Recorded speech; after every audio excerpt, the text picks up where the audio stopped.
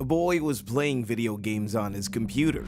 He had been a NEET for 10 years. The next morning, he went downstairs and sat at the table for lunch. His mother asked if he had found a job because his father wouldn't be able to work forever. She also asked what his plan was for when they were no longer around. Hearing this, he got upset and angrily told her that she was being annoying. She replied that he always said, I've got it, but nothing ever changed.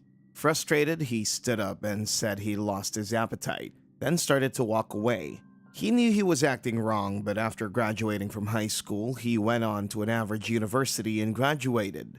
Things weren't too bad at first, but that's when his problems began. He tried hard to find a good job even before graduating, but he failed to get one, which caused him to lose all his motivation. He started receiving messages from friends saying they'd gotten job offers. When they asked him about his situation, he felt disappointed and ignored their questions. As he walked upstairs, his mother mentioned their neighbor who had a successful job and even an adorable child now.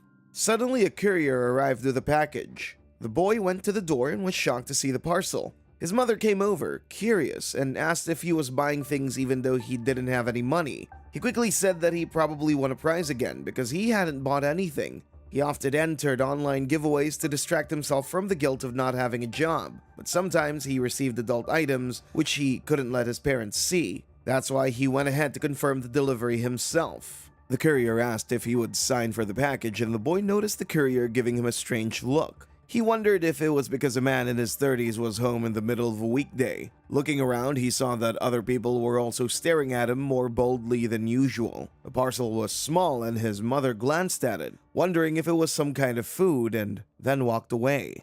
He went into his room, opened the parcel, and found a note and a disc inside. The disc had the title, Village of Fate, written on it, and he wondered if it was some kind of game. He read the note, which explained that he had been chosen to test the game. The note said that the game had the latest AI technology and was the first in the world to create characters that could think and act like real humans. He thought that sounded a bit exaggerated. He continued reading the game's description and the rules. One of the conditions was that he had to promise not to share any details about the game online. He found it strange that there wasn't any official agreement, and the promise just seemed like a basic contract. Another rule was that he needed to stay connected to the internet while playing, and if the villagers in the game died, he wouldn't be able to play the game ever again.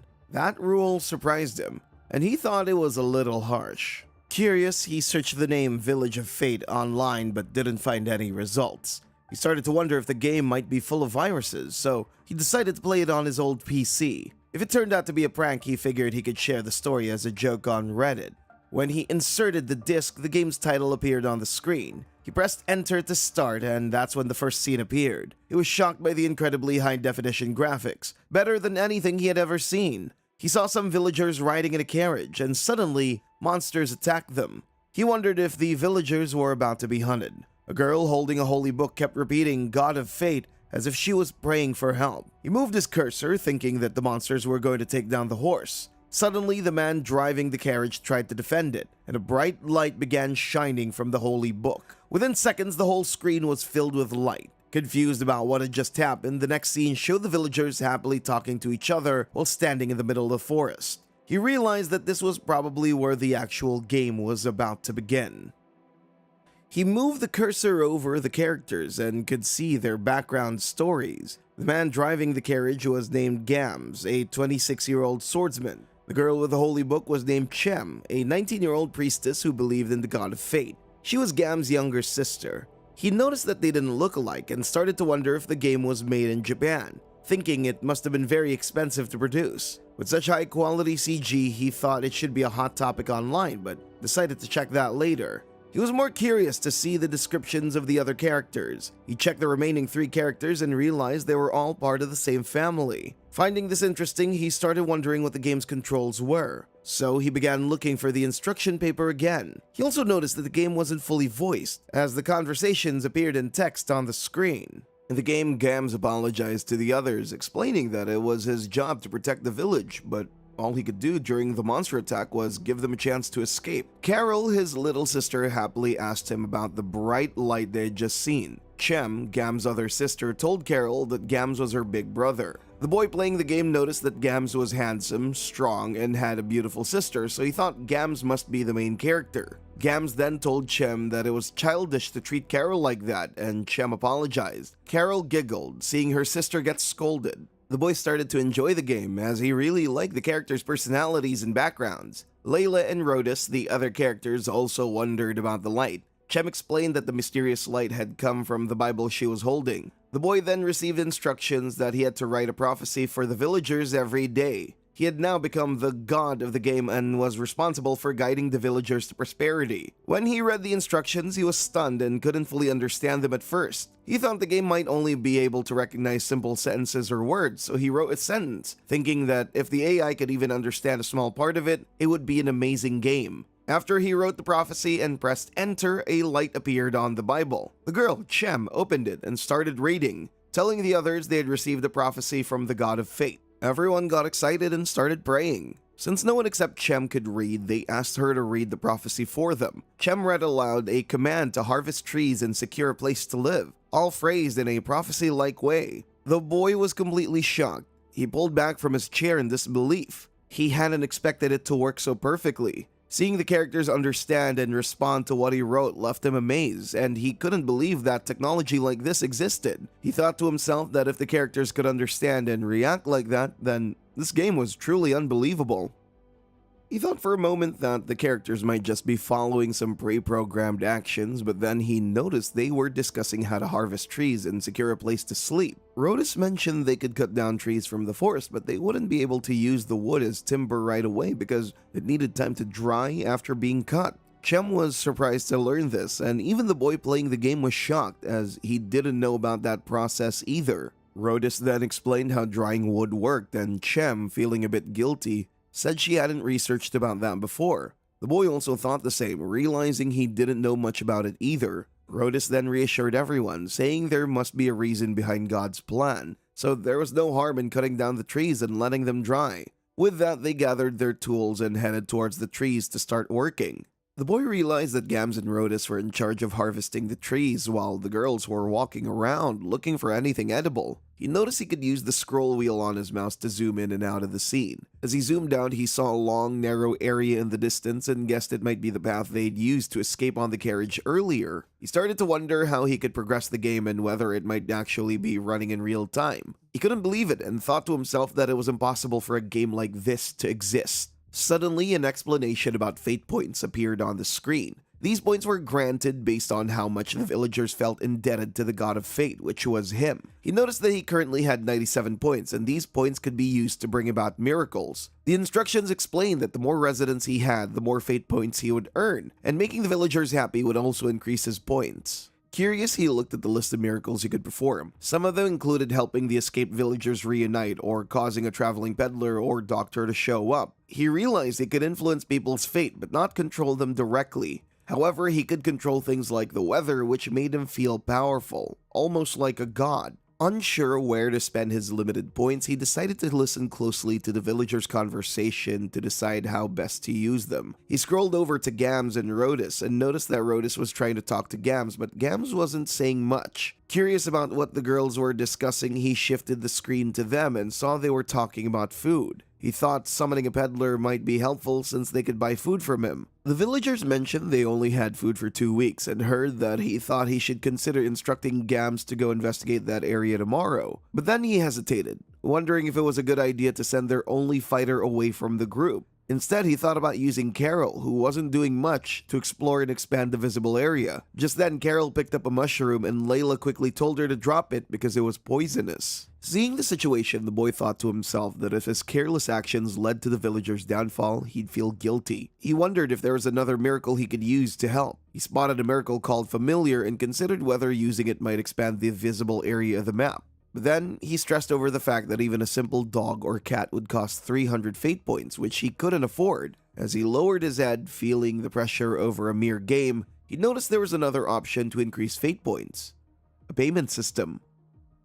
He realized that he could get 10 fate points by paying 1,000 yen, which frustrated him as a NEET because he wasn't earning any money. He figured that if he spent 20,000 yen, he could get a cat or dog, and with enough points, he could ensure the villagers lived a comfortable life. But then, he checked his bank account, and he saw he only had 10,852 yen. He started thinking about selling his books, games, and unopened prizes online to get more money. After thinking this over, he returned his focus to the game and noticed that the villagers were preparing to sleep at 9 o'clock. Rodus asked Gams why he wasn't going to bed, and Gams replied that someone had to stay awake in case a monster appeared. Rodus reassured him, saying that with the power of God, no monsters would come near them. The boy realized how much trust the villagers had placed in him, but he knew he didn't have those kinds of powers. He thought about telling them that their god wasn't all-powerful and had limitations, but worried that doing so might weaken their faith and gratitude towards him. He started looking at how wood was processed in the game and thought about how long it had been since he had paid attention to anything like that. Lately, all he did was watch entertainment videos or scroll through funny posts on Reddit. He wondered if he wasn't a NEET, maybe he could give the villagers an easier, more comfortable life. Suddenly, he stood up, realizing he was regretting his past over a game. He thought games were supposed to be just for fun, not something that made him feel bad. As he sat back down, he felt a sharp pain in the scar of his stomach, which brought back a painful memory. He remembered when his little sister was in danger and he got into a fight with a boy on the street. That boy stabbed him in the stomach with a knife. At that moment, he had left something important behind and ran for it, and that's when everything started going downhill. With sadness in his eyes, he stood up from his chair, thinking he just wanted to lose himself in gaming because he felt like there was nothing else left for him to do.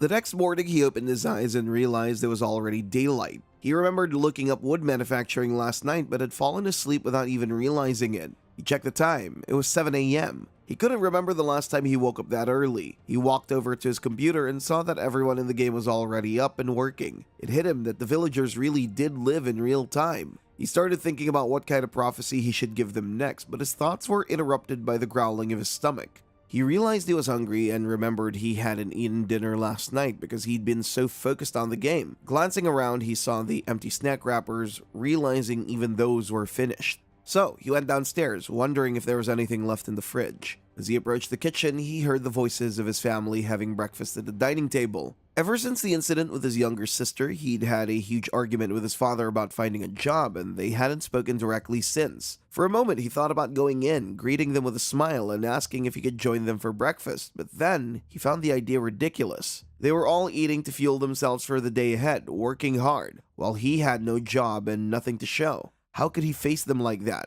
Instead, he turned around, went back to his room, and started doing some muscle exercises. He remembered how he had run away that time and felt the need to counter the weakness he still carried inside. While training, he glanced at his computer screen and noticed Carol working alongside the others. They all seemed happier than him, even though it was just a game. He thought to himself that, despite it being virtual, they were living more fulfilling lives than he was. Feeling guilty, he decided to warn them not to put too much faith in an incompetent god like him. So he wrote the prophecy of the day. Chem announced they had received the prophecy and the villagers gathered around her, excited to hear it. After she read it, there was a heavy silence. The boy grew anxious, wondering if they were disillusioned with their god, who seemed to be making excuses. He regretted giving them that message, but then Chem broke the silence, praising how wonderful it was that their god was still watching over them. Rodus added that perhaps their god had lost powers because of his battles against the devils. They had taken the prophecy positively, and his fate points increased to 110.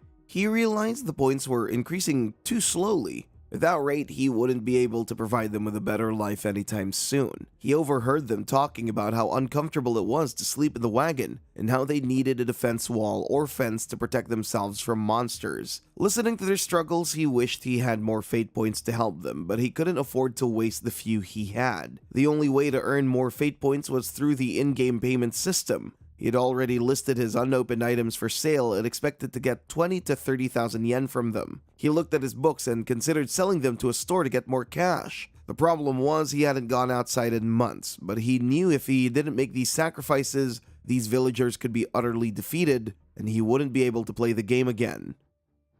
After thinking through everything, he decided to go outside. He put on some better clothes, realizing they fit him well even though he hadn't gained any weight. As a kid, he had imagined growing into a more refined adult in his 30s, thinking it would happen naturally. Now he promised himself he'd continue the game tomorrow. Just as he was about to leave, he saw Carol in the game fall and injure herself. It made him sad to see her struggle. Despite her injury, she gathered her wood sticks and kept walking.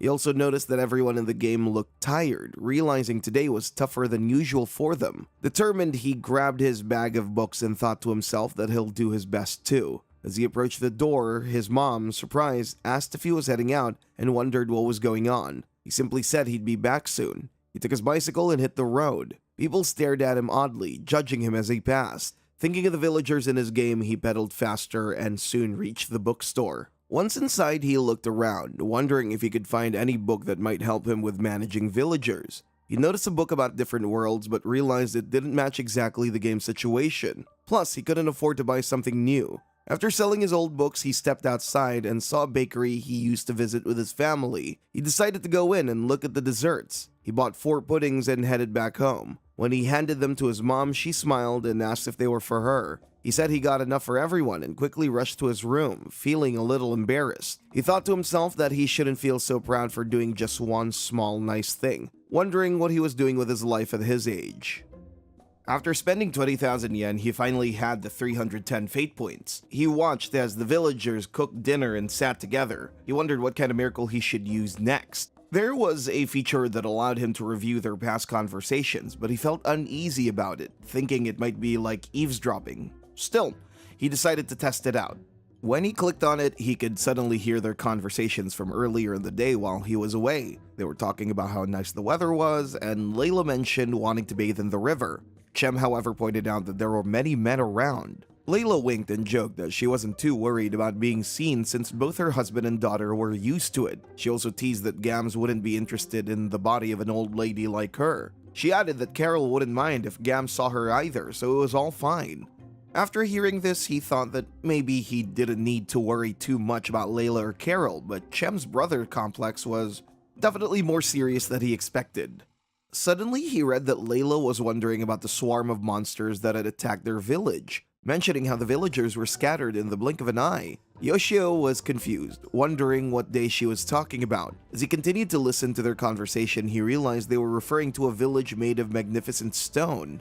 Curious, he gathered more information and discovered that there had been once almost 100 villagers. After the monster attack, they were all forced to flee, each escaping on horse-drawn wagons, much like the ones they were traveling in now. That's when he understood the purpose of the miracle, Reunite Villagers. It was meant to bring together those villagers who had escaped and been separated. Just as he was thinking about reuniting them, his mother called out, telling him that dinner was ready.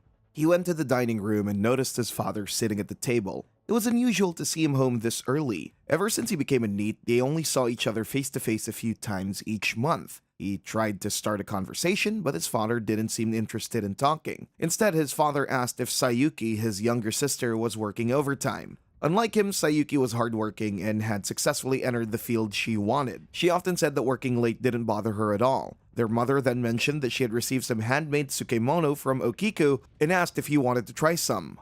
She explained that the weather was nice, so she took a short walk in the park where she ran into Okiku, and afterward they went shopping together. Okiku was an elderly landlady who lived in a large old house nearby. When he was a child, she would often bring them candy. He realized that the only reason he wasn't kicked out of the house despite being in need was because his father worked hard and had a stable income. After finishing his meal, he thanked his parents and stood up. His mother told him to take a pudding with him and asked his father if he would like some dessert too, mentioning that their son had bought it for them. His father, sounding uninterested, replied that he would have some. Feeling disappointed, he went back to his room and started checking on the villagers in the game. He noticed that everyone except Gams had gone to the horse wagons. Gams stood out as a dependable figure with quiet strength, much like his own father. Chem could use healing magic, but she wasn't suited for battle, so both she and the villagers relied heavily on Gams. There was an option to summon more people, but it cost too many points. There was a cheaper alternative to summon a random person, but it felt risky. What if the random person turned out to be a criminal or someone dangerous? He decided it was wiser not to take that gamble. He also wanted to save points for a familiar, so he figured it was better to hold off on something.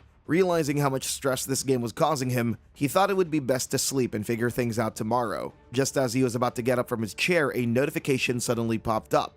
Attack. He quickly alerted everyone to wake up.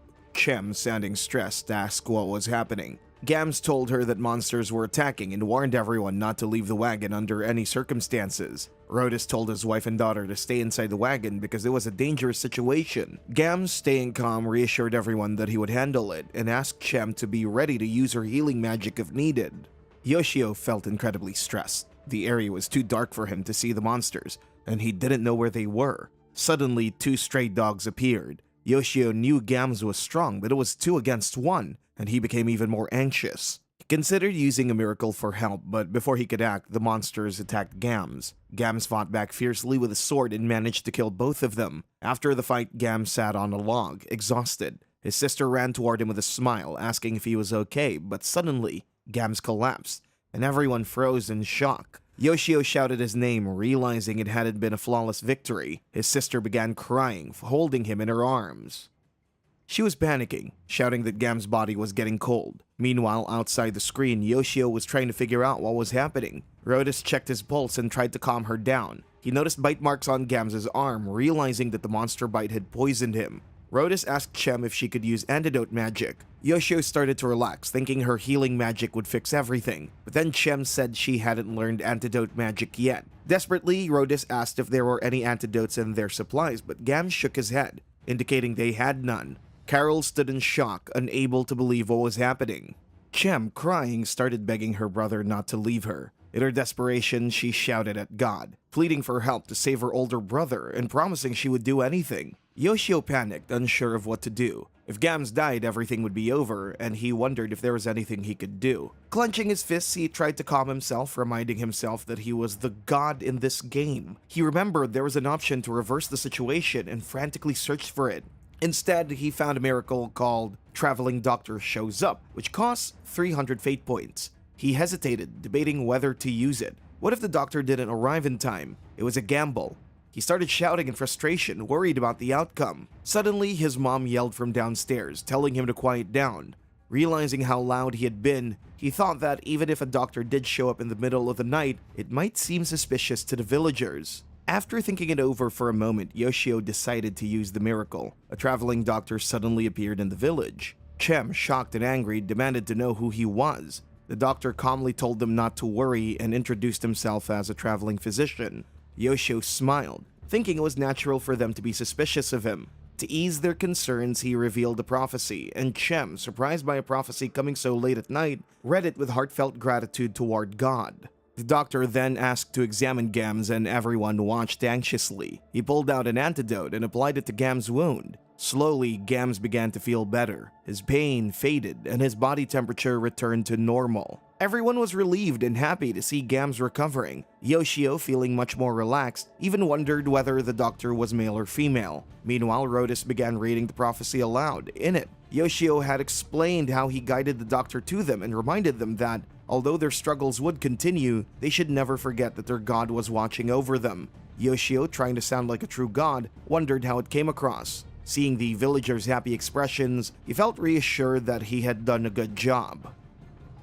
The next day, the girls were gathering ingredients for food while Rodis was practicing with a sword to protect everyone. Suddenly, a rabbit rustled through the bushes, and the noise startled Rodis, causing him to fall down. Meanwhile, the doctor was busy preparing herbs for Gams' treatment. Suddenly, Chem asked the doctor why he came this way, and he explained that his family had been doctors for generations, and this place called the Forbidden Forest was full of monsters, but also rich in herbs. The previous night, after finishing gathering herbs and preparing to set up camp, he saw a bright light in the distance. At first, he wasn't sure if he should go towards it, but eventually, he decided to follow the light. Chem smiled and said it must have been God's guidance. The doctor replied that while they valued nature above all and didn't particularly believe in God, it could have been an act of God.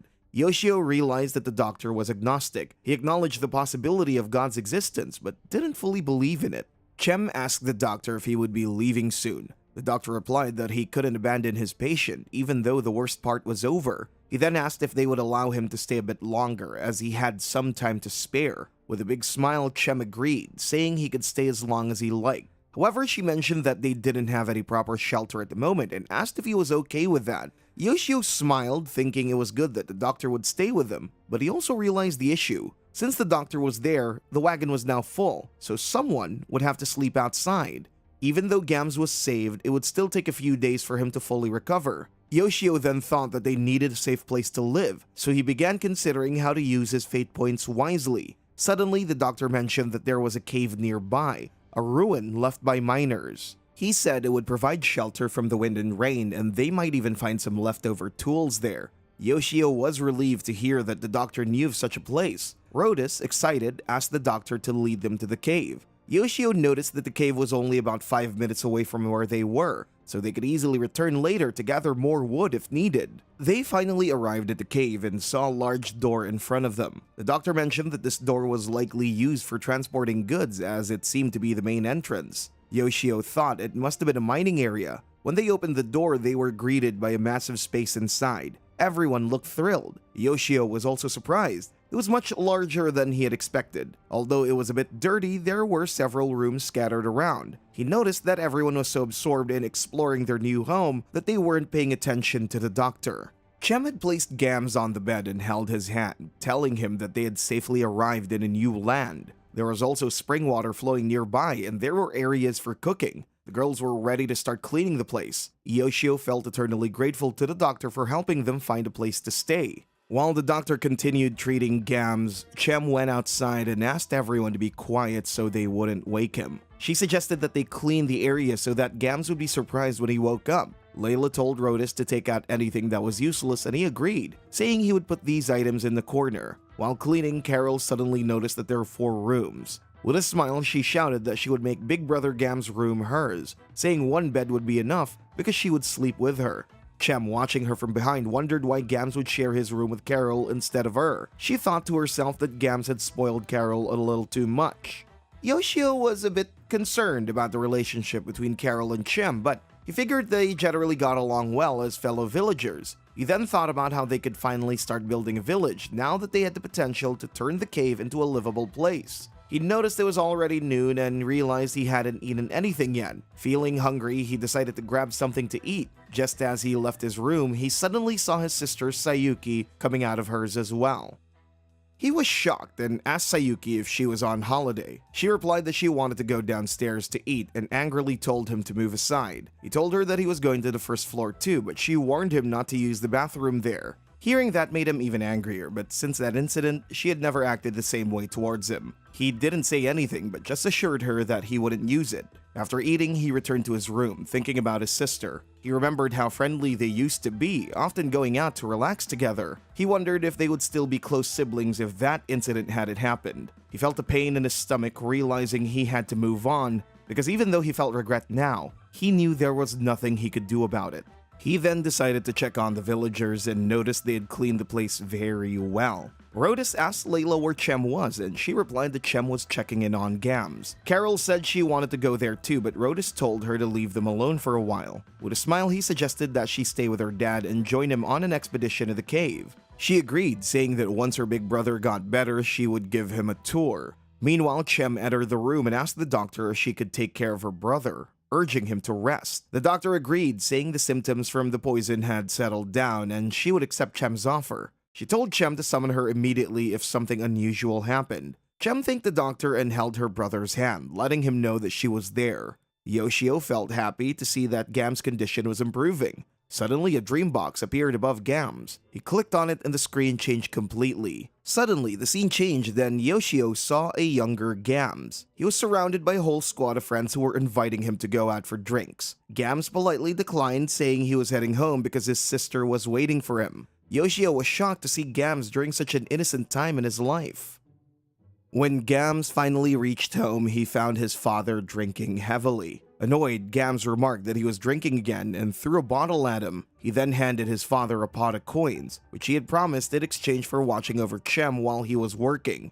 Gams asked where Chem was and went downstairs, only to find her lying in a bad condition. He was shocked and asked how many days she had gone without food. Yoshio felt the same shock, wondering if this was child abuse. Gams grew angrier, saying he should have left this place sooner. He started to walk away when his father tried to stop him. The father claimed that he was just careless because he was drunk and assured Gams that he would keep his promise from now on. But Gams picked up his sister and angrily told his father to move aside unless he wanted to die. Gams then went out of the house and Chem asked him where they were going. He replied, "Anywhere but home." She pointed out that if they didn't hurry, their father would really be angry. Gams told her that they wouldn't see him ever again, so there was no need to be scared. Chem then said maybe their mother and father hated her because she was a bad girl and always got scolded. But Gams shouted that that wasn't true. They were the bad ones. He reminded them of the time their parents said they would sell Chem because she was bad and useless, so at least she would be of some use in the end. Yoshio realized they were living in a much worse situation than he had imagined. Gams told Chem not to think of them as her parents anymore, but he promised to take care of her and asked her to live with him, have fun together, be happy. Chem smiled and hugged him, saying that she loved her big brother. Now the screen returned to the present time, and Yoshio realized why Chem had a big brother complex. With such a cool brother, it made sense that she would depend on him. Suddenly, Gams opened his eyes and asked if he had worried his little sister.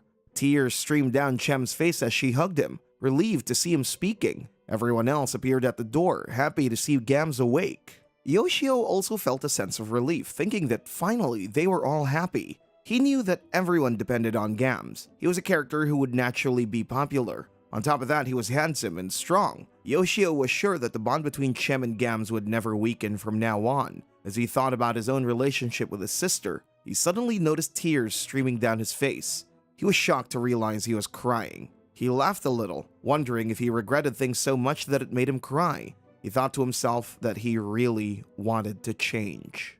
From his windows, he saw his dad and sister walking away together. As they left the house, she asked him if he was wearing the necktie she had given him. Her dad smiled and asked if it looked strange. She smiled back, telling him that it suited him very well.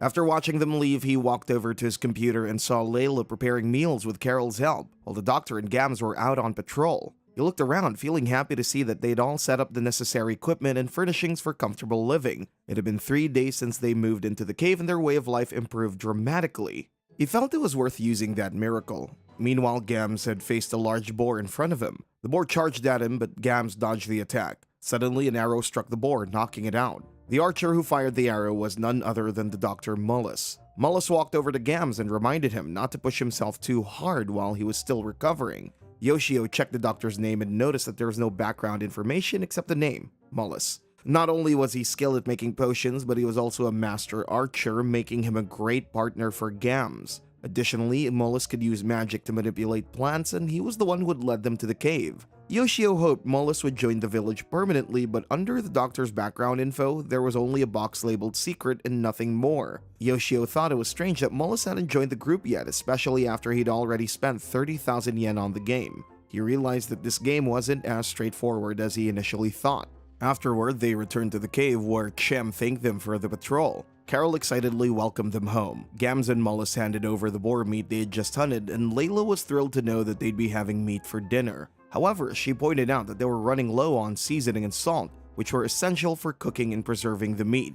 Yoshio found this concerning. He realized that even though the area around the cave had an abundance of natural crops, they still needed a stable food source, like a farm. He thought about calling a peddler to buy seeds and supplies.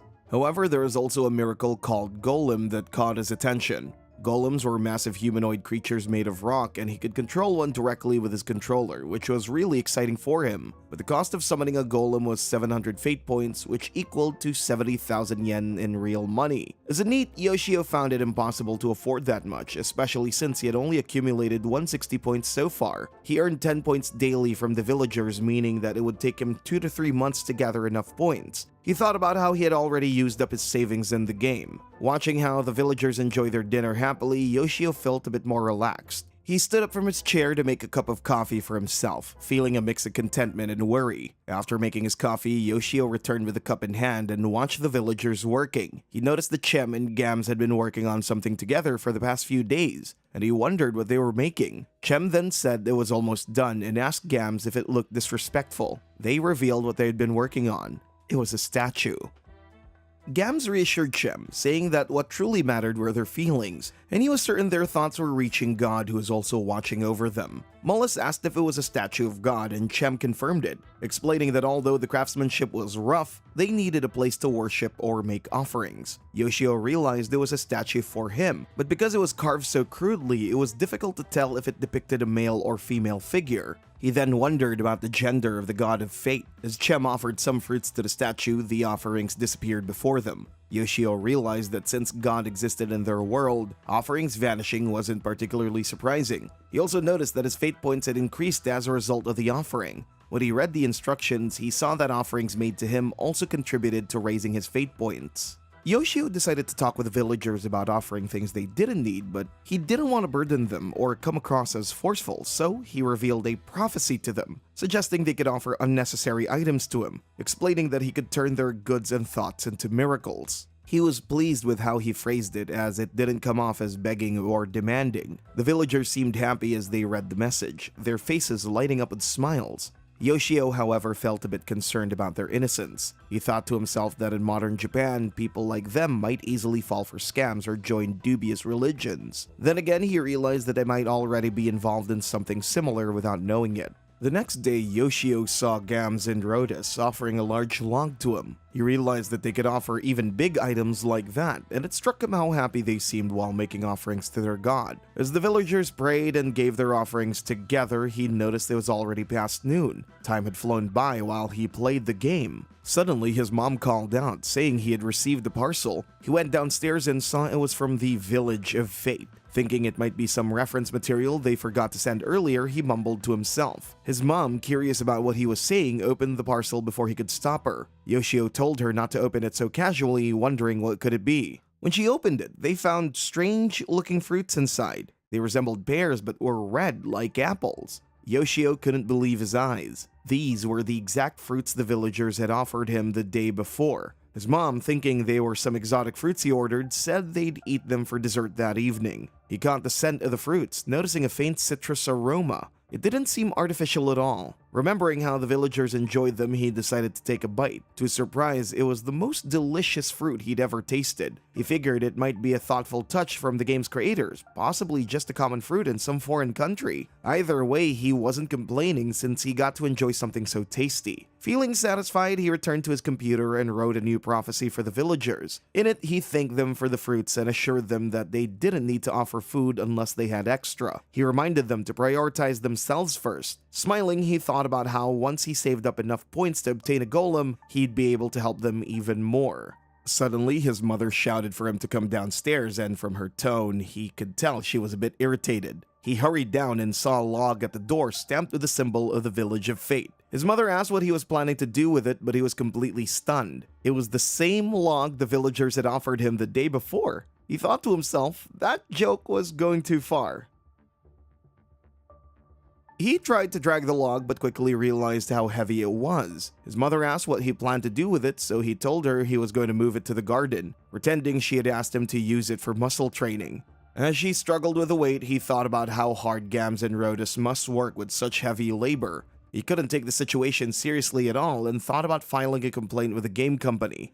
However, when he checked the details, he couldn't find a contact number. The return address said Hokkaido, which shocked him. He couldn't believe they would go so far as to send something like that from Hokkaido. He searched online for information about the company but found nothing. He even looked up the address from the package on his laptop and found a small building, which made him doubt that such a tiny company could produce a game of this quality. He started thinking that the actual development might have taken place somewhere else, but the company was so secretive. Either way, he couldn't afford to travel there, and he didn't have the guts to confront them in person, so he sat there, wondering what he should do with the log. The next day, he received the cooler from the villagers, and inside was fresh meat from a monster they had killed. He was completely shocked, and his mom was just as surprised when she saw it. She angrily asked if he was spending money on something shady. Unsure of how to explain, he tried to tell her that he had come up with an idea to help revitalize a village, and the villagers appreciated it so much that they started sending him gifts regularly. To his surprise, she got excited and thought it was amazing, and he was even more shocked that she believed him. He handed her the boar meat and suggested she cooked it. She stared at the meat, baffled, and wondered how on earth she could prepare something like that. Since then, he started receiving daily packages from the Village of Fate. These included various fruits, monster meats, and even crystals used as light sources in the game. He also kept getting more logs, and he wondered if it was possible to buy these items from somewhere, but he had a theory. Maybe this game was designed for wealthy people, where valuable items were gradually sent as tributes to players. Perhaps he had been selected as a test player by mistake. One evening, his mom made a sauté dish with the meat they'd received. As they sat at the dinner table, she asked if he could get more of those fruits because she felt healthier after eating them. He told her that he would ask the villagers about it. She mentioned that even Sayuki liked the meat. His dad chimed in, saying the meat was really delicious with a more natural flavor than what they usually buy from stores. He added that the meat had a texture and taste that made it feel like real quality meat. Seeing his dad talk about it so much reassured Yoshio that he truly enjoyed the food, as it was rare for his dad to speak so enthusiastically. The next day, he was in the garden trying to cut wood with a saw. His father watched as he struggled, finding it really difficult. His dad offered to show him how to do it properly. He suspected his father was helping him because he didn't want the neighbors to see him struggling and get embarrassed. After demonstrating, his father handed the saw back and told him to try again. From that point on, his father started giving him advice regularly, and last weekend, they even made plans together to use the logs to repair the garden fence. He also began thinking about how he could teach the villagers to cook meat. His mother had taught him a lot about cooking, so he had become somewhat decent at it. It had even become a routine for him to have lunch together with the villagers. In the evening, while he was looking for something in the fridge, his sister suddenly came home. Hesitantly, he greeted her, and she was surprised to hear him speak, replying that she was glad to be back. Sitting in his room later, he reflected on how he was able to talk to his family more now, all thanks to the Village of Fate. He began to wonder if he was helping the villagers or if they were actually helping him. Meanwhile, Gams had also built a fence around the cave to ensure their safety. After building the fence, Chem asked her brother if monsters could jump over it. He reassured her, saying not to worry. If any did get over, he and Mullis would handle them. He added that the only real issue was the number of enemies like last time, so there was no point in stressing about it. He then suggested they head inside. Yoshio thought that they seemed more confident about their defense now, but he noticed something was off. They all appeared more tense, even though their situation should have improved. They were trying to act calm, but their restlessness was clear. He also noticed everyone sighed when they looked at the wooden calendar. The last day of the month was marked, and he wondered if something special was set to happen on that day. Everyone was having dinner when Carol asked why everyone looked so gloomy. Rhodus told her that Mama and Papa were doing well and were always affectionate with each other, but she pointed out that everyone sighed whenever they looked at the calendar. Rhodus admitted that they didn't want her to worry, then asked if she remembered how they always told her to stay inside on the last day of the month and go to bed early. She nodded and saying that she remembered because the adults always had really scared faces and got easily angry on that day. She then wondered aloud, if there are so many gods, why is it only the 7 gods, and why are there 12 months in a year? Shouldn't there be 5 more gods? Rhodus smiled at how observant she was and explained that the 7 gods were originally responsible for the 7 days of the week, representing light, moon, fire, water, nature, lightning, and earth. Yoshio realized that their world had a similar system with their Monday to Sunday linked to those elements. He understood the system of their gods better now, realizing that he was one of those gods who followed one of the 7 gods. This helped him grasp the purpose of his position a little more clearly. He learned that there had been conflicts among the gods, leading to a massive battle. The first 31 days of this battle were marked by devastating freezing winds. On the 120th day, the god of nature emerged as the strongest. On the 182nd day, the gods of water and lightning fought fiercely against each other. Then, on the 243rd day, the god of fire exploded with rage. It took a full 365 days for the gods to stop fighting. As a result of this long conflict, the faction of the gods that emerged victorious came to this world. Those gods became responsible for the 7 days of the week, and the periods during which they thrived, they were known as the 7 chief gods. She asked what happened to the gods who lost, and Rhodus explained that the defeated gods were considered evil and banished to the depths of the earth. However, they continued to gather strength and reappeared once a month, lending their powers to monsters. This event occurred on the last day of the month, known as Evil God's Temptation. Chem added that this was why it was dangerous to go outside on that final day. The monsters' powers grew, turning them wicked. Yoshio finally understood why there was a cross marked on the last day of the month. He noticed there were 10 days left until that marked day, just like in the real world, where it was November 20. In the game, it was also the 20th date, with 10 days remaining until the end of the month. He thought about how, with the amount of fate points he currently had, he probably wouldn't be able to protect the villagers. It was already midnight, and he saw that Rhodus was sitting alone at the table. Layla appeared and asked him what was wrong. He told her that he couldn't stop thinking about Evil God's temptation. He mentioned the same attack from last time and expressed his worry about losing his family. Seeing Rhodus tremble so much, Yoshio wondered what had happened during the last Evil God's temptation.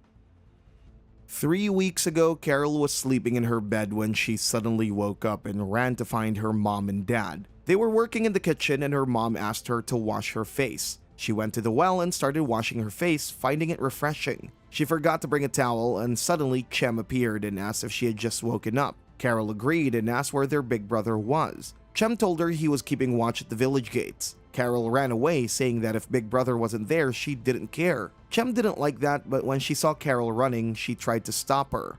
Carol went back to her home and asked if she had heard Chem's voice. Chem told her she didn't know and then started eating breakfast. After finishing her meal, Carol ran outside. Her mom asked where she was going, and Carol replied that she was going to find her big brother.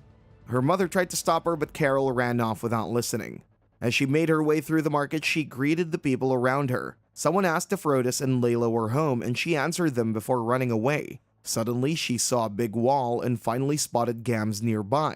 She ran towards him and hugged him tightly. Gams told her she shouldn't be out there that day. Curious, she asked why, and he explained that it was a special day and pointed out that no other kids were around. She agreed and asked him if he had built the big wall. He shook his head and said that there had been a massive war several decades ago, and this site served as a stronghold. After the war, refugees moved in and prospered in that town, and she wondered if the walls protected them from enemies, and Gams agreed, just as her mom appeared.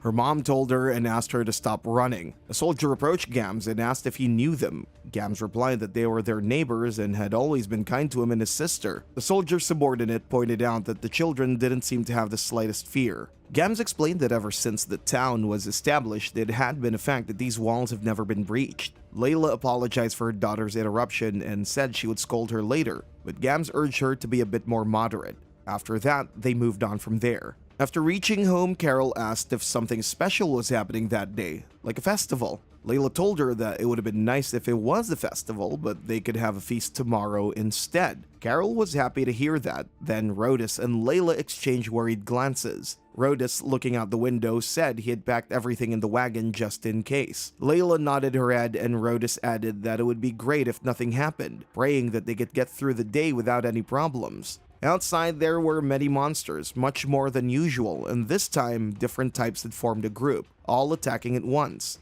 Gams and his subordinates were fighting back, shooting at the monsters with spears and arrows. One of Gam's subordinates ordered everyone to follow Gam's lead, stressing that they must not let the monsters enter the town. But suddenly a monster leaped over the wall and attacked a soldier. Everyone was shocked, and soon more monsters began jumping over the wall and into the city. Chaos erupted throughout the village, and inside their home, Rhodus, Layla, and Carol stood together, frightened, hugging each other tightly as the situation spiraled out of control. Suddenly, Gams and his sister appeared at their home, asking if everyone was all right. They confirmed that they were fine, and Gams told them not to worry. Both he and his sister were covered in blood. Him from fighting monsters and Chem from healing injured people. Rhodus asked how the battle was going and Gams admitted it wasn't looking good and seemed hopeless. He explained that the gates had been breached and a swarm of monsters were flooding into town. He thought that it might be best to get his family and his sister to safety. Gams urged them to flee, and Rhodus, standing with determination, informed him that the wagon was ready with several boxes of supplies. They all climbed into the wagon while Gams provided protection. As the wagon started moving, some monsters appeared, and Gams quickly told Rhodus to get back on the wagon. He struck down the monsters swiftly and joined them on the wagon as it sped off. Gams informed them that a portion of the town's northwestern wall had collapsed, so they might be able to escape through there. Rhodus was shocked to see the entire town engulfed in flames, with destruction everywhere. Tears streamed down his face as he watched their once beautiful town in ruins. After they escaped from the town, Carol asked her mother if they would be able to return home. With sadness, her mother replied that they probably couldn't, but assured her that new experiences awaited them in other places. Chem smiled and said she was certain they survived thanks to divine protection, adding that the god of fate was guiding them. Later on that day, a courier arrived at Yoshio's house and handed him a small parcel. In the present, Rhodus was working hard on improving his fighting skills, with Gams teaching him. However, sometime Gams told Rhodus that he wasn't suited for battle and advised him to leave the front line fighting to him and Mullis. Sadly, Rhodus admitted that he thought any extra strength would help, but now realized that he didn't know his limits. He apologized to Gams for taking up his time, and Yoshio observed that Gams was quite strict. After dinner, Layla mentioned they were running low on fruit and asked Gams if he could gather some during his patrols and bring them back. Carol excitedly raised her hand, saying she wanted to join and help him too. Rhodus was a bit surprised by her enthusiasm. She explained that she hadn't been able to go outside since they moved to the cave. Rhodus reminded her that he had already told her before that, as the special day approached, monsters grew stronger and it became much more dangerous outside. But Carol smiled and said she would be fine with her big brother and would gather lots of delicious fruit. Hearing that, her father angrily slammed the table and scolded her, telling her to listen to what he was saying. Everyone was taken aback by his reaction, and Carol's eyes were filled with tears. Carol ran from the table, crying and shouting that she hated him before locking herself in a room. Yoshio observed Rhodus' behavior and reflected on his own helplessness. He thought that at best, all he could do was give the villagers hope through prophecy, but he knew that wouldn't solve their problems. With only 214 fate points, he considered using a miracle like summoning a group of hunters. However, it was risky since there was no telling what kind of personalities these hunters might have. The best option, he thought, was to summon a golem, because he would be able to control it, ensuring it wouldn't harm the villagers. But the problem was that he needed 700 points, and that there were only 10 days left. Yoshio briefly considered borrowing money, but he was too ashamed to ask his father or sister. He also wondered if he could sell the tributes he'd received from the villagers, but he knew it wouldn't be easy to sell them and get the money in such a short time. Yoshio was stressing over what to do when the idea of getting a part-time job crossed his mind. It seemed like the simplest solution, but the problem was he had never worked before. He remembered once going to a job interview, but his pride got in the way. He only wanted high-paying jobs with good perks, and in the end, he didn't land any position. His father had even tried using his connections to help him, but Yoshio ended up bringing shame to his family. It had been 10 years since then, and he had never worked a day in his life. Sometimes Yoshio thought about getting a job, but fear held him back. The fear of putting in effort and being rejected, but now, he didn't want to disappoint anyone anymore. As these thoughts weighed in on him, he realized it was time for a change. If he didn't change now, he might never change for the rest of his life.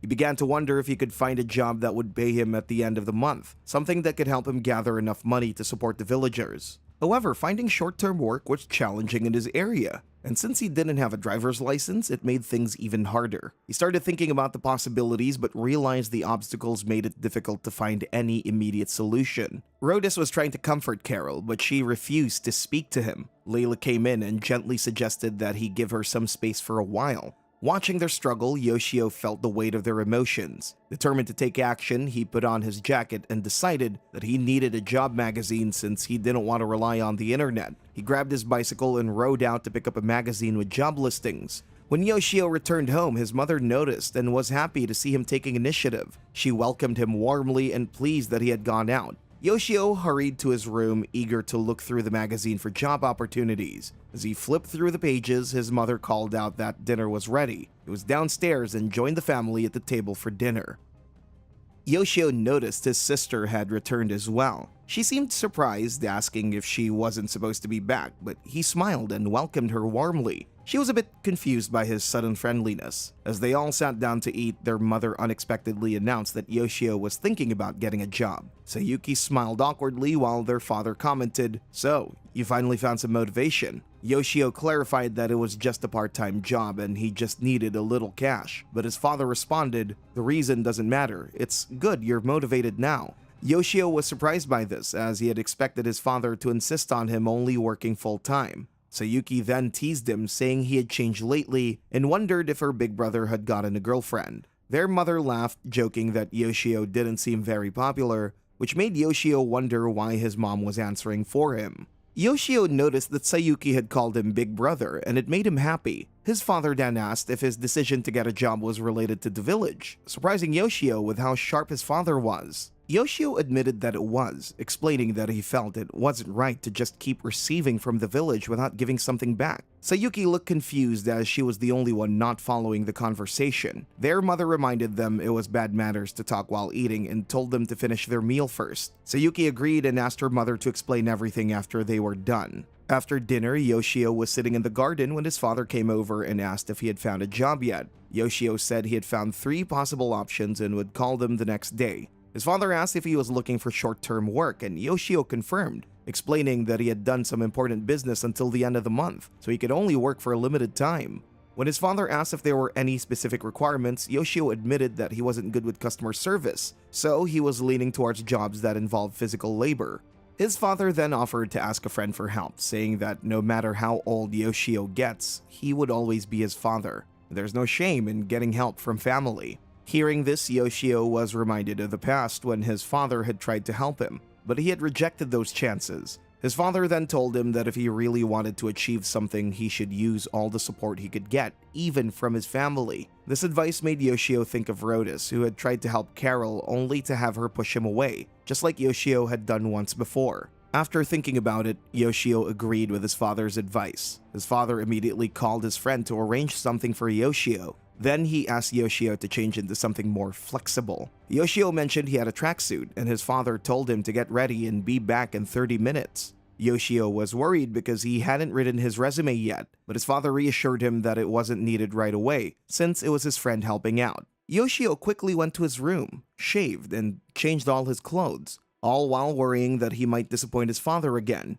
Before leaving, he checked his computer to see what was happening in the village. He noticed that Rhodus looked frustrated and asked Layla if she needed help with anything. Layla thought about it for a moment and said that Carol had already taken care of everything. She explained that ever since they moved to the cave, Carol had been taking the initiative to help out, showing how much she had grown. Rhodus then went to Carol and apologized for getting angry. Carol smiled and told him that everyone knew how much he had cherished her, and that he only got mad because he wanted to protect her. Hearing Carol's words, Rhodus was shocked by how mature and understanding she had become. She went on to say that she wouldn't ask to go outside anymore. Rhodus responded, admitting that he was the one who was wrong. He explained that his fear of the evil god's temptation made him forget that they were in a new land, surrounded by their friends, and that they had chosen to live together. He realized they couldn't keep living in fear and isolating themselves. Yoshio was stunned by Rhodus' change in perspective. Rhodus then proudly declared that Carol was now a valuable member of the village and could make her own choices. He remarked that he trusted her completely. Everyone was happy to hear this, and Yoshio was watching from the outside. He smiled and held his face in relief. He silently thanked the game for giving him the courage to make a difference. Filled with happiness, he left, feeling joy in seeing all of his villagers happy. In the next scene, Yoshio sat in his dad's car as they drove to see his father's friend. Curious, he asked what kind of work it was. His father replied that it was cleaning duty at a supermarket. There was a shortage of staff for the night shift because one of the part-timers had recently quit. Hearing this, Yoshio wondered if this job would be a good fit for him. Finally, they arrived at their destination and his dad's friend greeted them from afar. He welcomed them warmly and complimented Yoshio, saying that he had a surprisingly fit body for someone who had been staying indoors for so long. Yoshio's dad then said goodbye, hoping that they'd get along well before leaving. Watching his dad walk away, Yoshio felt a bit startled, like a child who didn't want his dad to leave so quickly. Yoshio entered the supermarket and his dad's friend reassured him not to be so nervous. He explained that all Yoshio needed to do was follow instructions, and if there was anything he didn't understand, he could ask him or two other employees for help. His dad's friend introduced him to his coworkers and playfully asked them not to give him a hard time. The girl greeted him warmly, saying it was nice to meet him, while the boy commented on Yoshio's height, joking that it would make cleaning the fluorescent lamps easier than it was for him. Yoshio noticed how socially confident they both seemed, unlike him. He reminded himself that he was new and needed to set aside his pride and give his best effort. Bowing his head slightly, he said he hoped they could all get along well. After finishing his shift, Yoshio stood beside his dad's friend, the supermarket manager. The manager asked if he could come in at the same time tomorrow, and Yoshio assured him there was no problem. The manager confirmed that it would be another late-night shift and mentioned he'd pick him up at 8 p.m. As Yoshio was getting ready to leave, his co-workers said it was nice meeting him and looked forward to working together again tomorrow. As they left, Yoshio smiled, watching them walk away, feeling a bit more at ease. On his way home, Yoshio reflected on the tasks he'd completed, vacuuming, moving things around, and cleaning tools. He felt satisfied having calmed his nerves and completed his duties. It had been a long time since he moved his body like that, and it felt good. When he opened the door, he expected everyone to be asleep. He wanted to take a bath right away, but felt thirsty. As he entered the kitchen, he noticed a meal on the table with a note, "Great work. You must be hungry, right? Go ahead and eat up." He smiled, realizing it was from his mom. Grateful, he ate the meal, and after a hard day's work, it tasted even better. After finishing, he headed to the bathroom and saw that the hot water was ready and the tub was clean. He smiled again, knowing his mom had thought of him. As he relaxed in the tub, he silently thanked her, a smile spreading across his face. After his bath, Yoshio checked his computer and saw that all the villagers were asleep. He smiled, thinking that the reason he was able to push through the day was because of them. Watching them work tirelessly had motivated him. Feeling tired, he decided it was time to get some sleep too. When he woke up, he felt soreness in his muscles. He went downstairs and saw his mom, who greeted him warmly and offered to heat up lunch. As they sat at the table, she asked him how work had gone. While eating, Yoshio shared that everyone was nice to him and that he had to work the same shift again tonight. She was happy to see him putting in effort and asked how he liked last night's dinner. Yoshio told her it was delicious and thanked her for taking such good care of him. After finishing his meal and walking away, his mom called out that he had received another parcel. Curious, he opened it and found a ball of dirt inside. He immediately realized it must have come from Carol. The villagers believed they could only send him one tribute per day, but that wasn't true. They could actually send up to 2. However, Carol often sent things whenever she felt like it. Sometimes it was stones she gathered from the riverside, and other times it was shiny dirt balls known as Dorodango. Recently, she started carving blocks of wood and sending them regularly. Yoshio was excited to see what she would eventually create, as the consistent practice seemed to be improving her skills. He was eager to see how her work would develop over time. Yoshio glanced at his computer screen and saw Carol carving something. Suddenly, she exclaimed that she was finished, and he was happy to see how much she was enjoying herself and noticed that she had created something new again. Carol excitedly went to show Mullis what she had made and asked if he could guess what it was. Mullis studied it for a moment before asking if it was the god of fate. Carol beamed and confirmed he was right. Yoshio carefully placed the dirt ball in his locker where he kept all the items Carol had sent him. He knew that to everyone else, these things might seem worthless, but to him and Carol, they were like treasures. He wondered if these handmade items were actually created by employees at the game company or by Carol herself in the game world. Even so, part of him wanted to believe that they were truly sent by Carol, no matter how silly it might seem to others. Feeling drowsy, Yoshio headed to his bed, hoping to get more sleep and ease the soreness in his muscles. As he laid down and closed his eyes, his thoughts drifted. He never imagined his mom would be so happy to see him working, and for the first time, he felt grateful that he could earn money while being useful to others. With a sense of satisfaction, he let himself relax, hoping that a bit more rest would help him recover. After getting some rest, Yoshio got ready and went to work. While he was vacuuming, the manager asked if he was getting the hang of things and reminded him not to worry too much. There was no way to fully adjust in just 2 days. The manager reassured him that his staff were good people, pointing out that the male coworker, who might seem a bit pretentious, was actually a hard worker. Yoshio noticed that despite the guy's personality, he worked quickly and efficiently. The manager smiled and told Yoshio that what mattered most was being diligent, and he praised Yoshio, calling him an excellent worker. Yoshio thanked him. Suddenly, the male coworker, smiling, told the manager to stop joking around with the new guy and get back to work. The girl chimed in, teasing that if the manager was going to slack off, he should increase their wages and cut his own. The manager laughed, saying he was the one who decided the wages, and walked off. Everyone laughed, and Yoshio felt really positive about the atmosphere. He was happy that this was the first place he worked and appreciated how welcoming and fun the environment was. After finishing his night shift, Yoshio waved goodbye to his coworkers as they left. The manager also expressed his appreciation for everyone's hard work. On his way home, Yoshio thought about how there was still another week until the evil god's temptation, and he knew he needed to stay motivated for the sake of the villagers. When he got home, he sat down at his computer with a smile. He realized he hadn't had much time to check the game lately, so he decided to look at the day's conversation log. He saw a conversation between Gams, Carol, and Chem.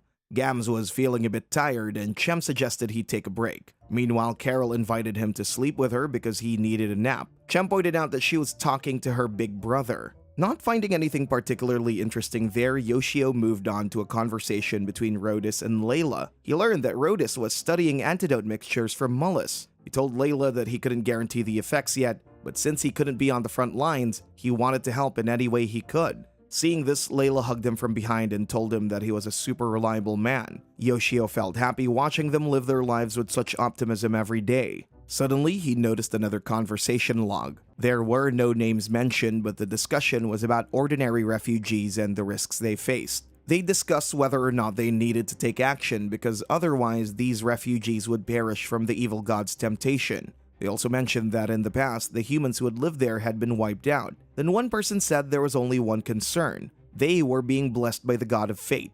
The man suggested not making a move and just observing, but they were looking for an opportunity since the refugees had entered their holy land. They were prepared to give them nature's judgment. Reading this conversation, Yoshio was shocked as he realized that Mullis was a spy.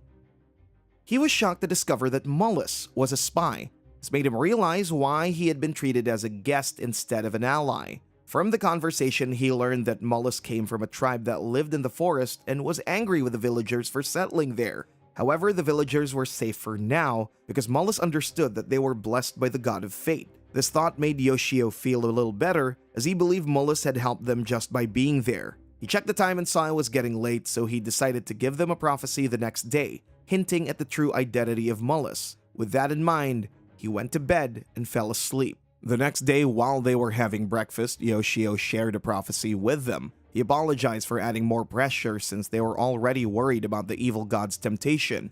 However, he also warned them indirectly that anyone who posed a danger would face the god of fate's judgment. When he finished, he noticed that Mullis looked a bit startled. Chem asked him if he was okay, and Mullis confirmed that he was. Yoshio realized that Mullis seemed scared of the god of fate. Gams then said that with the god's assistance, they might be able to get through this somehow, and they should still do everything they could. Yoshio then thought he might have managed to stop Mullis from interfering unnecessarily. For now, he looked at his fate points, which were at 350, and hoped he could save enough money from his job to buy more fate points and take a chance on his golem. He felt excited thinking about using the golem alongside Gams. After that, he went to work with the manager. When he arrived, he noticed that Yamamoto, the boy coworker, wasn't there. He asked about him, and the female coworker told him that he wasn't feeling well and would be taking the day off. The manager confirmed this with a smile and said that the three of them would be working together in a smaller store than usual, so it wouldn't take much time. After completing the work, the manager told Yoshio that he was a lifesaver for coming with them. Hearing that made Yoshio really happy. When he reached home, he saw his dad eating dinner and his mom welcomed him. She remarked that if he had come back at this time, they could have waited for him to eat together. He told her that it was fine and explained that they finished their work early today and managed to return quickly. His mom said that he must be hungry and would reheat something for him. He noticed that she seemed to be in a really good mood, so he wondered if he should ask his dad about it.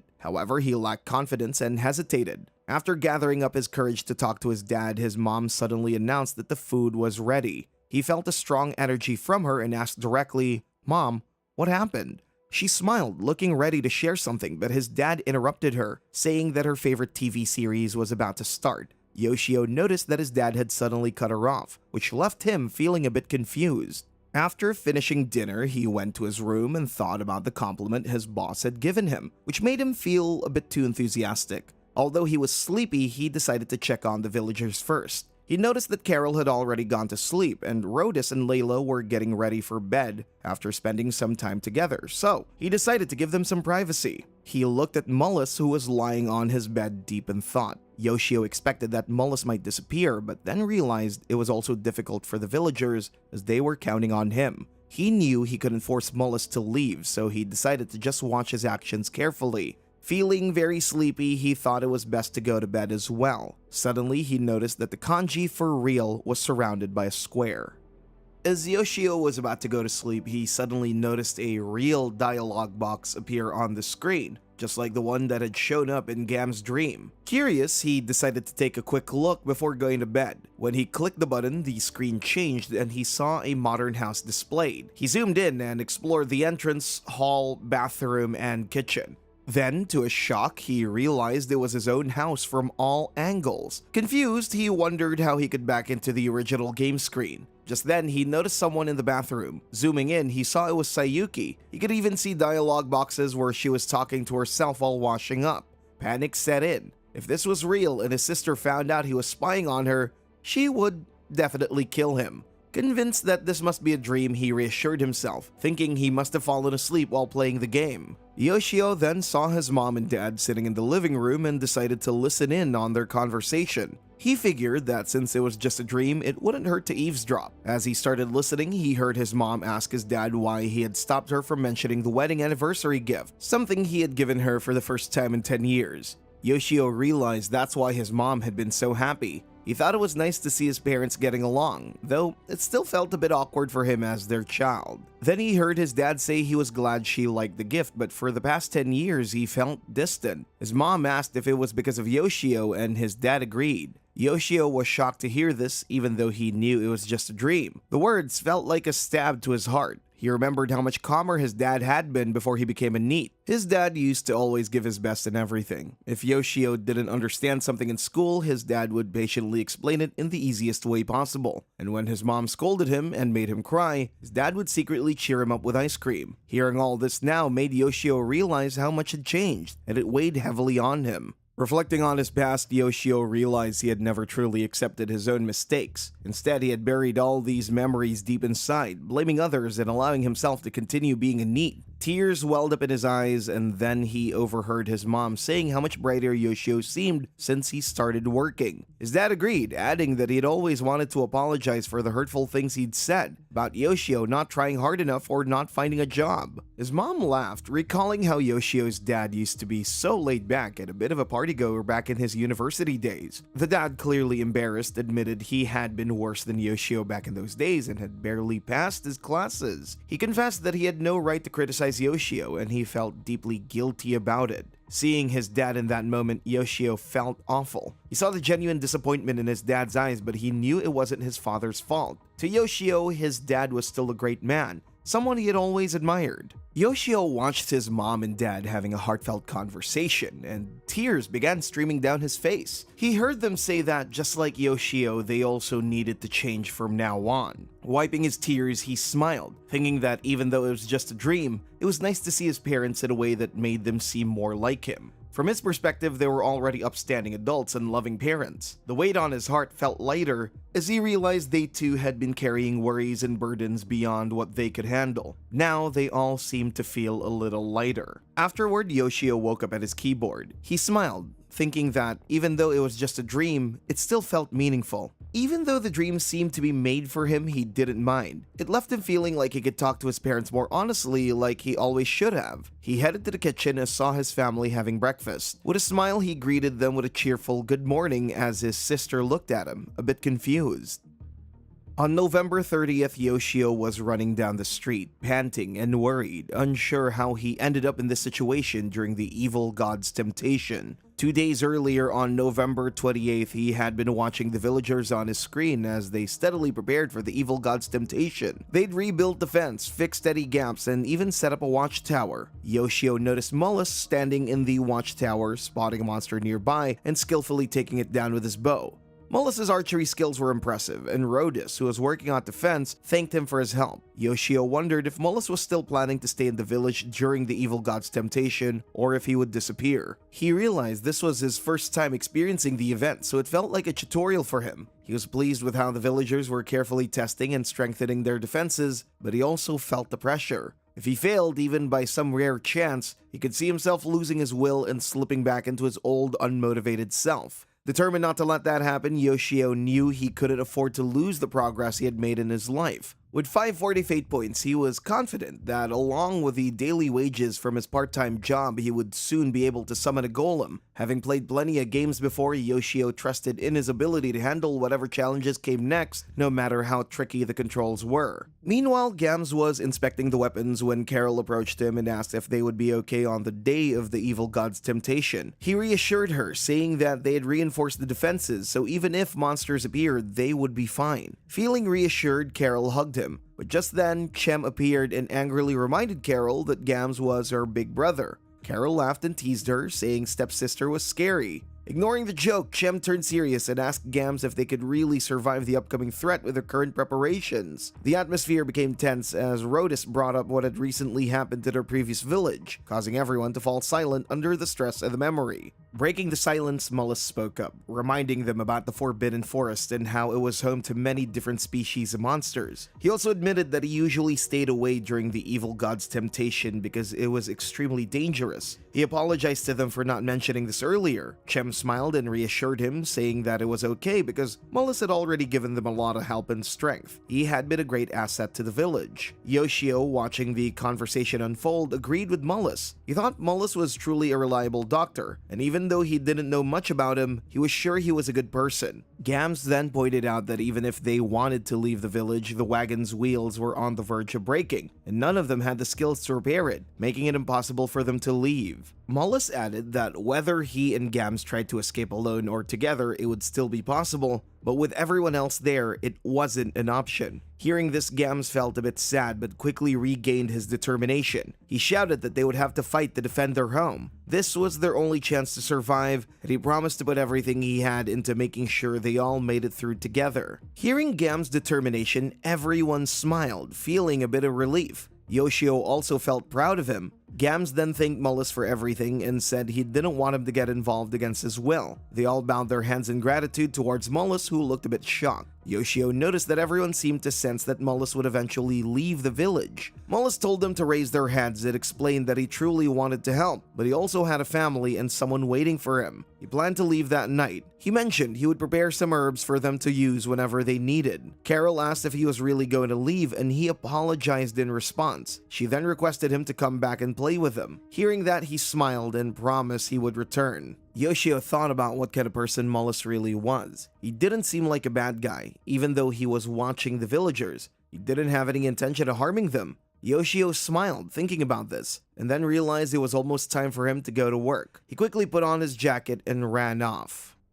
Yoshio then went to work, where he operated a massive vacuum that could suck up dirty liquids. Meanwhile, his boss was using a polisher to shine the floor. Misaki was scraping off spilled liquids, and Yamamoto was mopping the floor. After finishing their work, they took a break, and Yoshio had a conversation with Yamamoto. Yoshio tried to give him a polite response, but Yamamoto understood his expressions and said that they were from the same generation, so he could talk casually. They chatted a bit, and Yoshio realized that Yamamoto was quite a gamer. He bought every console game he could find and was a competitive player who visited cyber cafes every week. Yamamoto asked Yoshio if he played games on a smartphone, but Yoshio replied that he didn't have one because as a NEET, he always used a computer. Yamamoto agreed, saying that a person really didn't need a mobile phone when they had a PC and could access it anytime. After their conversation, Yoshio asked Yamamoto if there had been any interesting games lately. Yamamoto mentioned that there was a game he was seriously addicted to, boasting insane graphics.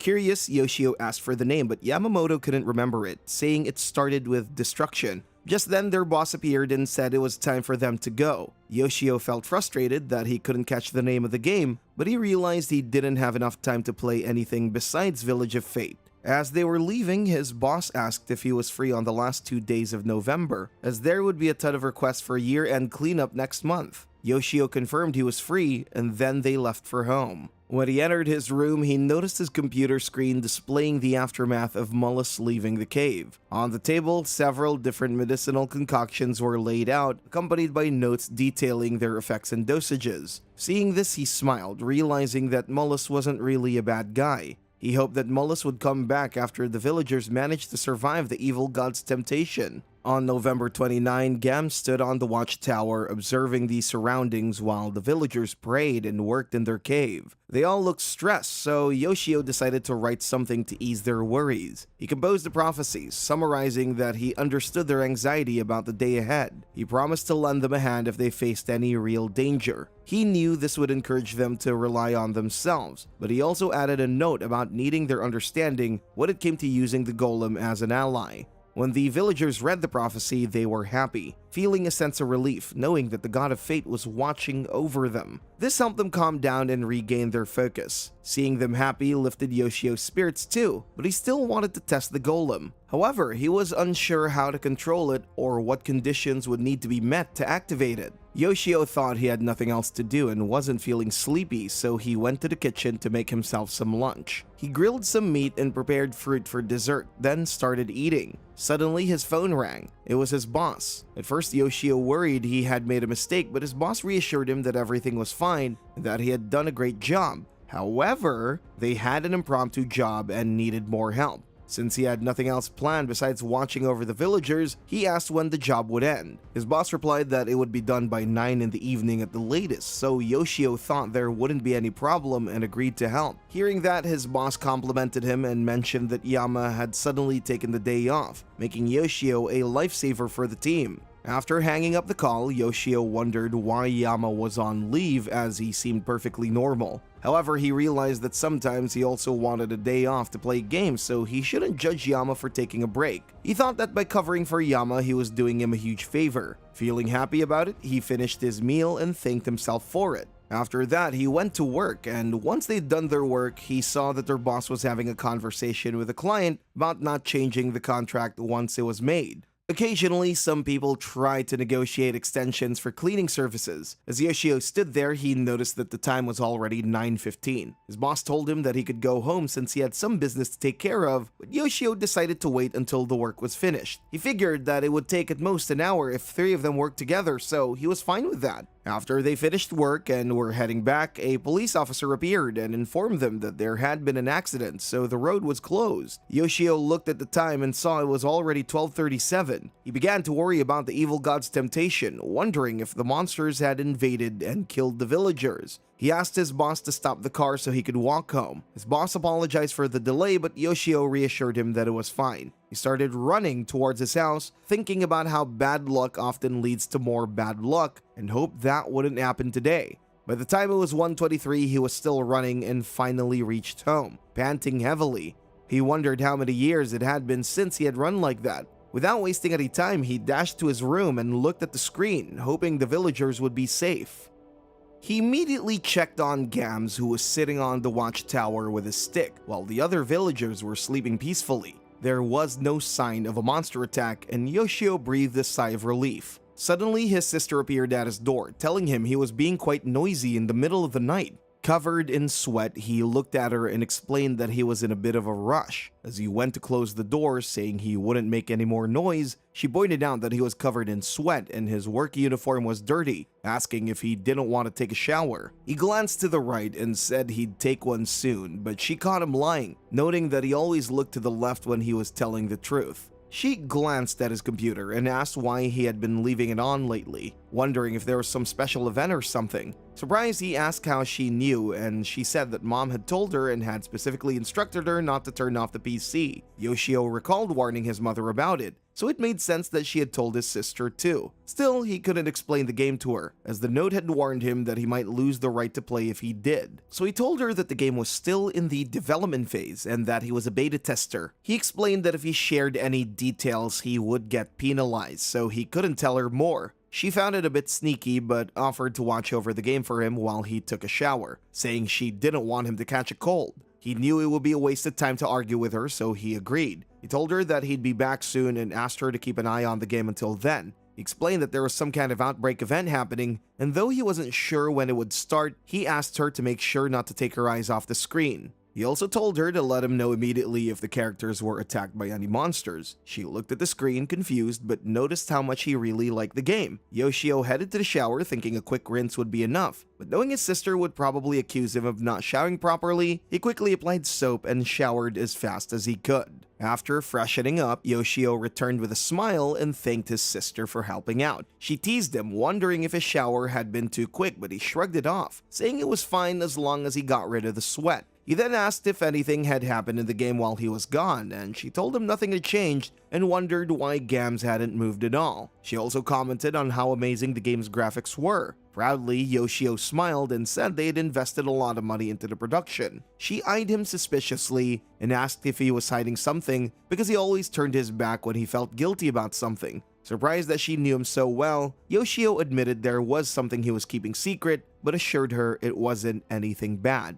She asked if it was something he couldn't tell her or their family, and he nodded in agreement. She then stood up from the chair, saying she was going to bed, and shut the door behind her. Yoshio sat there reflecting on how long it had been since they had such a long conversation. It made him so happy to see that their relationship was slowly returning to how it used to be. He sat down and scanned the cave in the game, but there were still no signs of any monsters. He realized he didn't need to rush home after all, but was relieved nothing had happened. Seeing it was already 2 a.m. with 22 hours left until the event, he told himself he needed to give it his all. As he got some snacks, Yoshio thought about how tough it was to pull an all-nighter now, compared to when he was a NEET, when it had been a regular thing for him. Morning eventually came and still, no attack. He figured he could take a small break. He went downstairs and greeted his family with a good morning before heading to the fridge. His mom asked if he had woken up early, and he explained that he had some business in the village, so he was online all night. His dad commented on how hard he was working, and Yoshio gave him an embarrassed smile and nodded. After returning to his room, he saw that nothing had changed in the game. The villagers were now awake. Gams and Rhodus were taking turns on lookout, while the women were praying and cleaning. He felt conflicted. Part of him wanted the monsters to come so he could see how things would play out, but another part hoped the day would pass peacefully. Feeling sleepy, he considered getting some coffee when suddenly something caught his eye. An announcement flashed on the screen, and to his shock, it read that the evil god's temptation had begun. Gams, with his spear in hand, was ready to fight. Yoshio saw that 5 black dogs made up the first wave of the attack, and he remembered they had poisonous fangs. He wondered if the dogs would give up and retreat since he knew it wouldn't be easy for them to get in. But then one of the dogs suddenly backed up, ran forward, and leaped over the fence. Gam stood his ground and quickly pierced it with his spear, killing it instantly. Yoshio felt relieved seeing that. However, the remaining 4 dogs did the same thing, and while Gams managed to kill 2 more, 2 of them made it inside the village. Seeing the situation, even Yoshio started feeling stressed, but Gams quickly ran toward one of the remaining dogs, jumped up, and struck it in the head, killing it instantly. Now it was a one-on-one with the last dog. Gams charged at it, slid underneath, and struck from below with a spear, killing it as well. Yoshio looked at Gams with pride, while Carol and Chem appeared, excited and cheering him on. Gams warned them not to come any closer in case more monsters were around, but Rhodus assured him that he didn't sense any more threats, so it was safe. Noticing everyone had gathered, Gams decided to ask for help from Carol and Chem. He asked them to help toss the monster corpses over the fence, but then Rhodus stepped in, saying that they were getting too excited, and that he and Gams would handle it. Layla winked at Carol and Chem, calling them over to help with something else. Meanwhile, Rhodus and Gams got to work, tossing monster bodies away. Yoshio watched the screen with excitement, thinking that they had handled the first wave so easily that they might not even need the golem to win this battle. Now, 4 hours had passed since the start of the evil god's temptation, and Gams had been successfully fending off the monsters on his own. After defeating the 4th wave, he was finally taking a break, with Chem offering him some water to drink.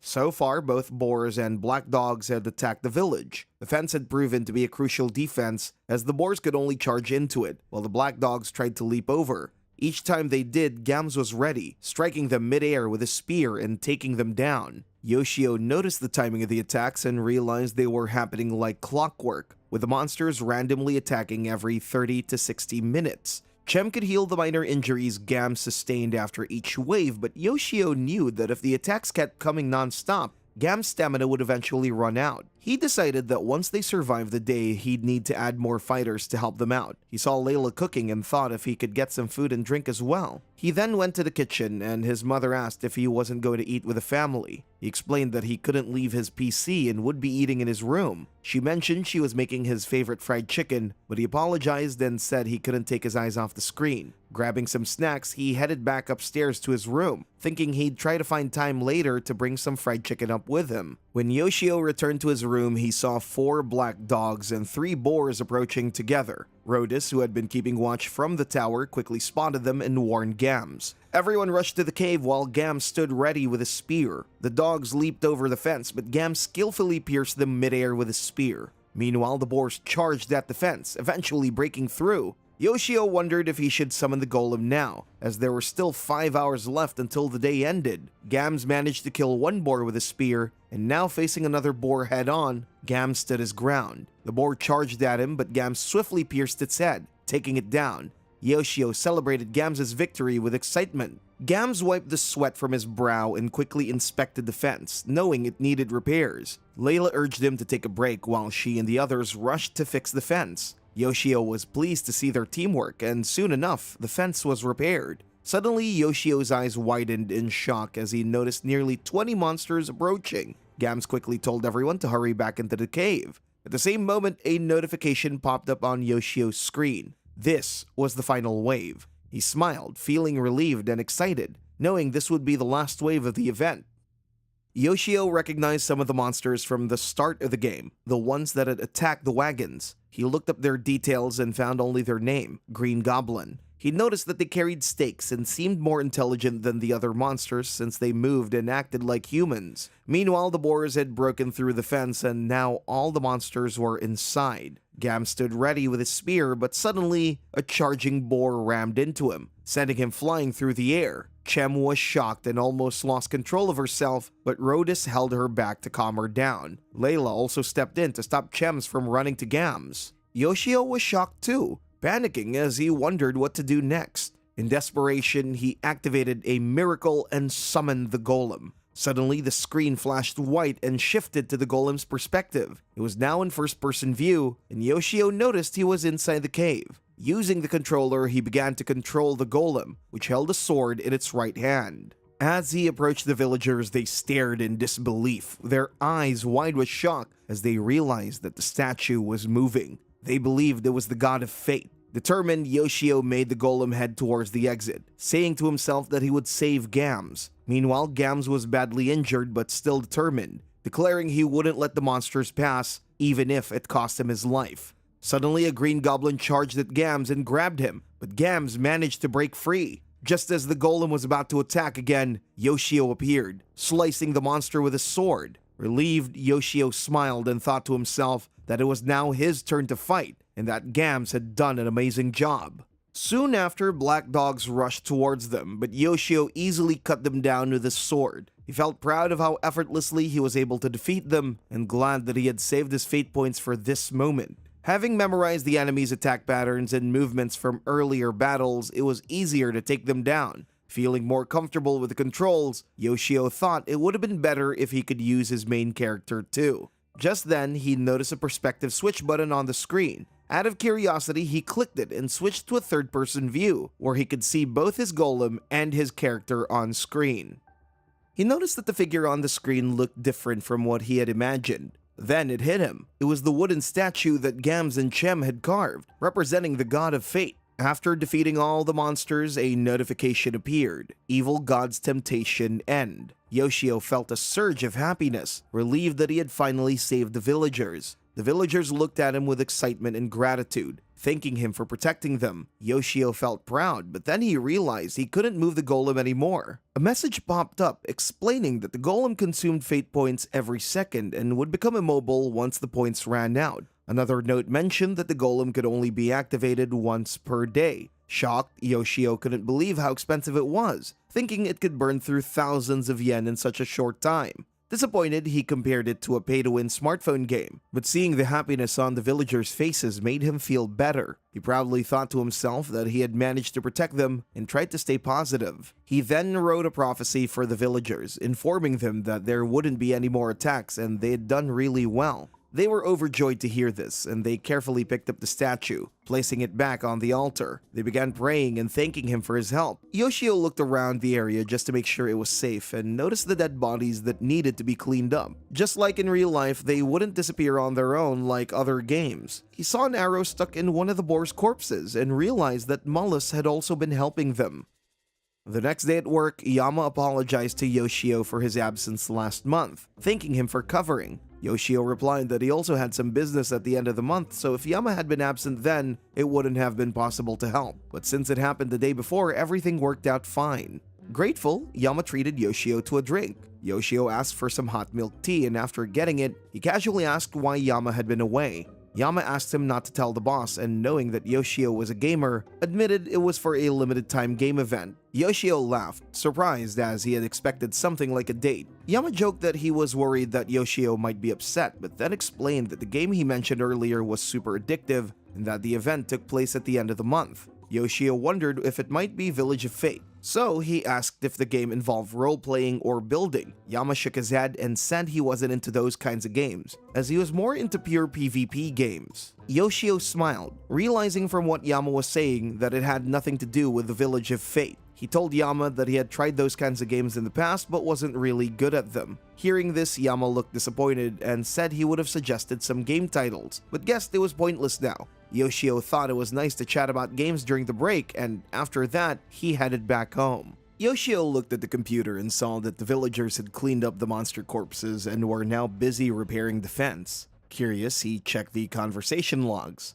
Rhodus was suggesting to Gams that he should take a break, but Gams insisted he couldn't rest since he was in charge of the hard labor, assuring everyone he would be fine. Chem and Carol also urged him not to overwork himself, but Gams repeated that he was all right. Then Layla stepped in, telling them not to get in Gams' way and asked for their help instead. Yoshio smiled, appreciating how hardworking and dedicated the villagers were. Yoshio glanced at his fate points and noticed that they had increased slightly, likely thanks to the villagers' gratitude. He saw Rhodus and Gams dragging a monster corpse and thought they might offer it as tribute, meaning he could expect some meat tomorrow. Realizing he needed to clear space in the fridge, he headed to the kitchen. While he was there, Sayuki suddenly appeared with a smile, announcing she was home. As he prepared a meal for himself, he asked if she'd like some too, and she agreed. After serving her, Sayuki happily complimented the food, saying it looked delicious and thanked him. She then asked for a kiss to show her appreciation. Yoshio noticed she smelled like alcohol and wondered if she might be drunk. She started eating the food like a child, and Yoshio noticed that she was late again,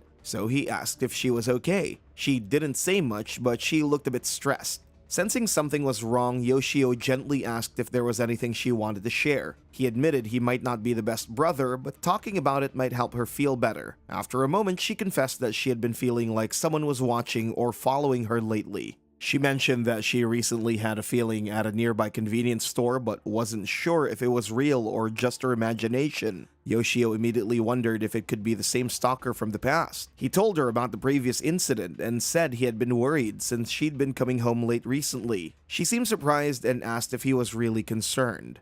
Yoshio confirmed it, saying he was her older brother no matter what. She admitted that she thought he hated her, and he shared that he assumed it was natural for her to dislike him. But then with a smile, she said her big brother was becoming more like his old self, more decent and cooler now. Yoshio wondered if she said that because she was happy, and he told her to call him if she was ever late so he could pick her up. She asked if he got his phone from their mom, and he agreed, but added that he might not always be available if he was busy cleaning at night. She warned him not to be reckless like before, and he agreed, knowing that she was still scared. He thought to himself that this time, he had to do something to protect her.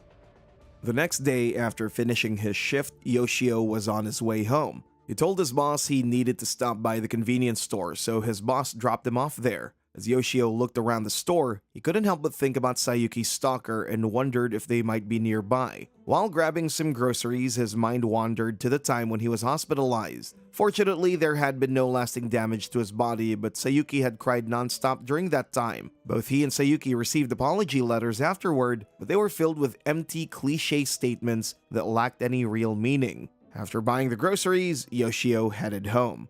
On his way, he noticed someone struggling to pick something up. He walked over to help and saw that it was Seika, his childhood friend. He offered to pick it up for her, and after thanking him, she mentioned that it had been a long time since they last saw each other. Seika was Yoshio's childhood friend and had lived next door. They'd been close since birth, growing up together and attending the same schools all the way through university. After graduation, she landed her dream job at a company while he became a NEET. In the first few years, Seika would visit and send him emails, but Yoshio, feeling too ashamed of his situation, never responded. This was the first time they'd seen each other in 10 years. Yoshio noticed her leg and asked if she was all right. Seika nodded, explaining that she hadn't been paying attention while taking the stairs and missed a step. He told her to be more careful and then asked if she remembered when they were kids how she once hurt herself by climbing a tree and falling from it. A bit embarrassed, she told him not to bring up those memories. Seika looked at his outfit and he mentioned that he was working part-time at a cleaning company.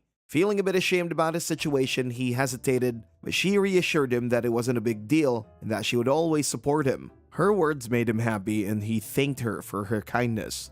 Noticing the cold weather, he apologized for keeping her outside and suggested she go home to warm up.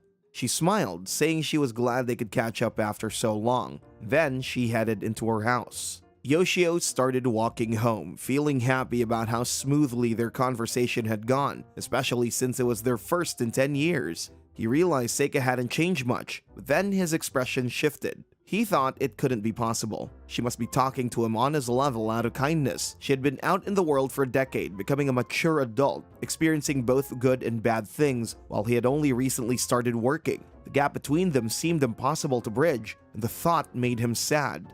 Suddenly, Seika came back and called out to him, leaving Yoshio shocked. She told him that a new sweets cafe had opened in front of the station and that all the customers were young people, making it hard for her to go alone. She asked if they could go together once her leg healed. Yoshio was stunned and awkwardly replied that he liked sweets too. She smiled, happy to hear that, and said she would send him an email later, looking forward to it. Blushing, she quickly returned to her house, leaving Yoshio standing there in shock, wondering if this was a date. When Yoshio reached home, he wondered why he felt so excited. He was confused about his emotions, especially since there was still the issue with Sayuki's stalker. He questioned what use there was in being so happy. As he walked in, his mother was in the kitchen, welcoming him with a bright smile and telling him that dinner was ready. He smiled back at her, though it felt a bit strange. She noticed something odd about his smile and wondered what was wrong. A few days later, he had the whole day off. He sat in front of his computer, thinking he could play games as much as he wanted.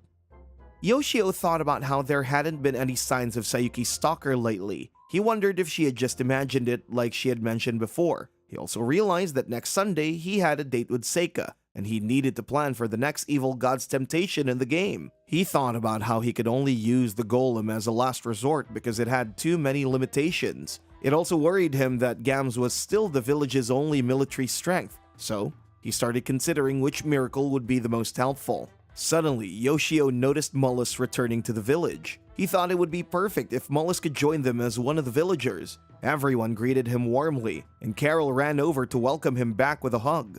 Mullis apologized for fleeing on his own, calling it shameful, but Layla reassured him, saying they were all grateful to him and had no complaints. Chem added that it must have been a sign from the god of fate. Yoshio admired how kind and forgiving the villagers were. There wasn't a single one he could dislike. Gams thanked Mullis for helping them from behind the scenes, and Mullis humbly replied that it was all he could do to contribute.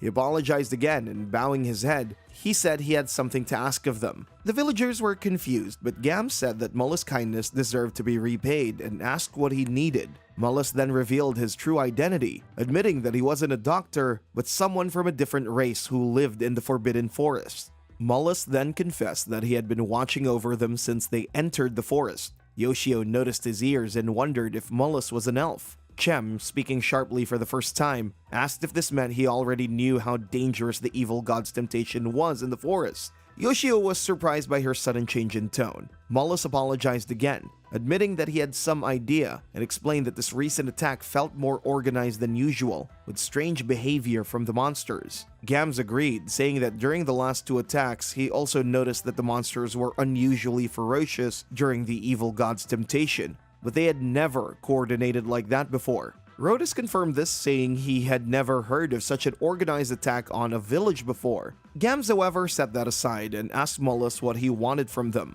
Mullis then revealed that his own village had been destroyed by the evil god's temptation. Hearing this, everyone was shocked, and Yoshio was equally shocked. He found it surprising, given that Mullis' race had been living in the forest for generations and must have had preparations for monster raids, yet they were still wiped out. Mullis explained that the attack was much larger than anything they had seen, with various types of monsters attacking together. He suspected that the attack was organized and led by someone based on what a surviving villager had told him before they died.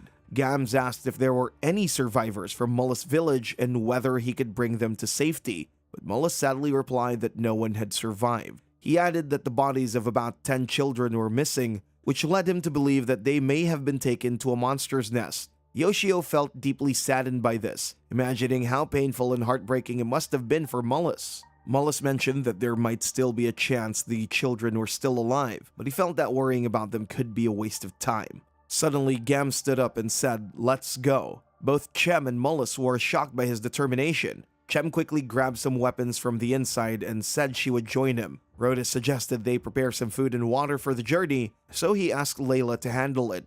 Mullis thanked them, feeling grateful for their willingness to help. Yoshio felt proud of them too.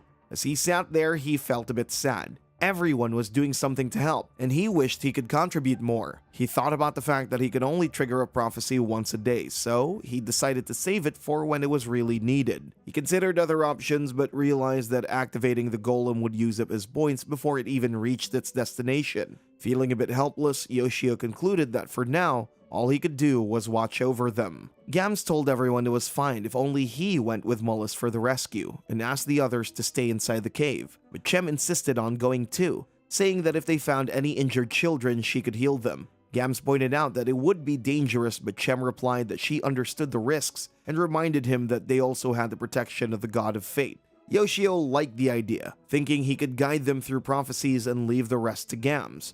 Knowing he couldn't change her mind, Gams agreed. Then Carol handed him a small statue of the god of fate that she had carved herself. Chem reassured everyone that they would be back soon and told them to take care. Layla and Rhodus told them not to worry and to return immediately if they encountered any danger. Carol cheerfully added that she would make a delicious meal and wait for them. With that, Gams, Chem, and Mullis set off towards their destination.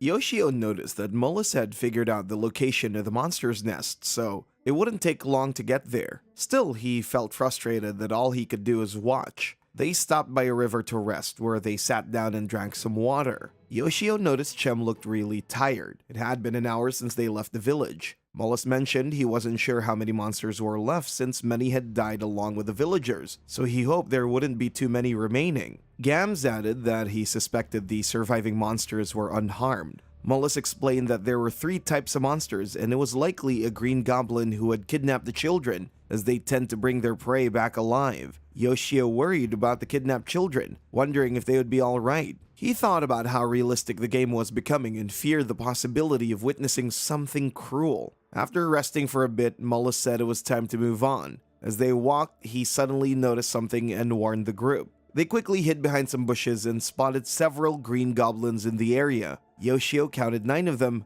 and he thought it would be too dangerous for Mullis and Gams to fight that many at once. Mullis commented that if the sky weren't so clear, it would be easier for them to sneak around. Hearing this, Yoshio wondered if he could make it rain. He suddenly remembered the weather control option in the game. When he clicked on it, a list of weather options appeared. As he scrolled through, he noticed torrential rain and thought about how it might affect the situation. After selecting torrential rain, a radius circle appeared on the screen, showing the area where Yoshio could make it rain. The larger the circle, the more faith points it would consume, so he adjusted the size to cover just the area where the goblins were. Once he confirmed it, rain suddenly started pouring down. The trio looked up at the sky in confusion, and the green goblins quickly ran back to their tents to escape the downpour. Chem noticed a faint sparkle from the Bible she carried and remarked that it must be a sign from the god of fate.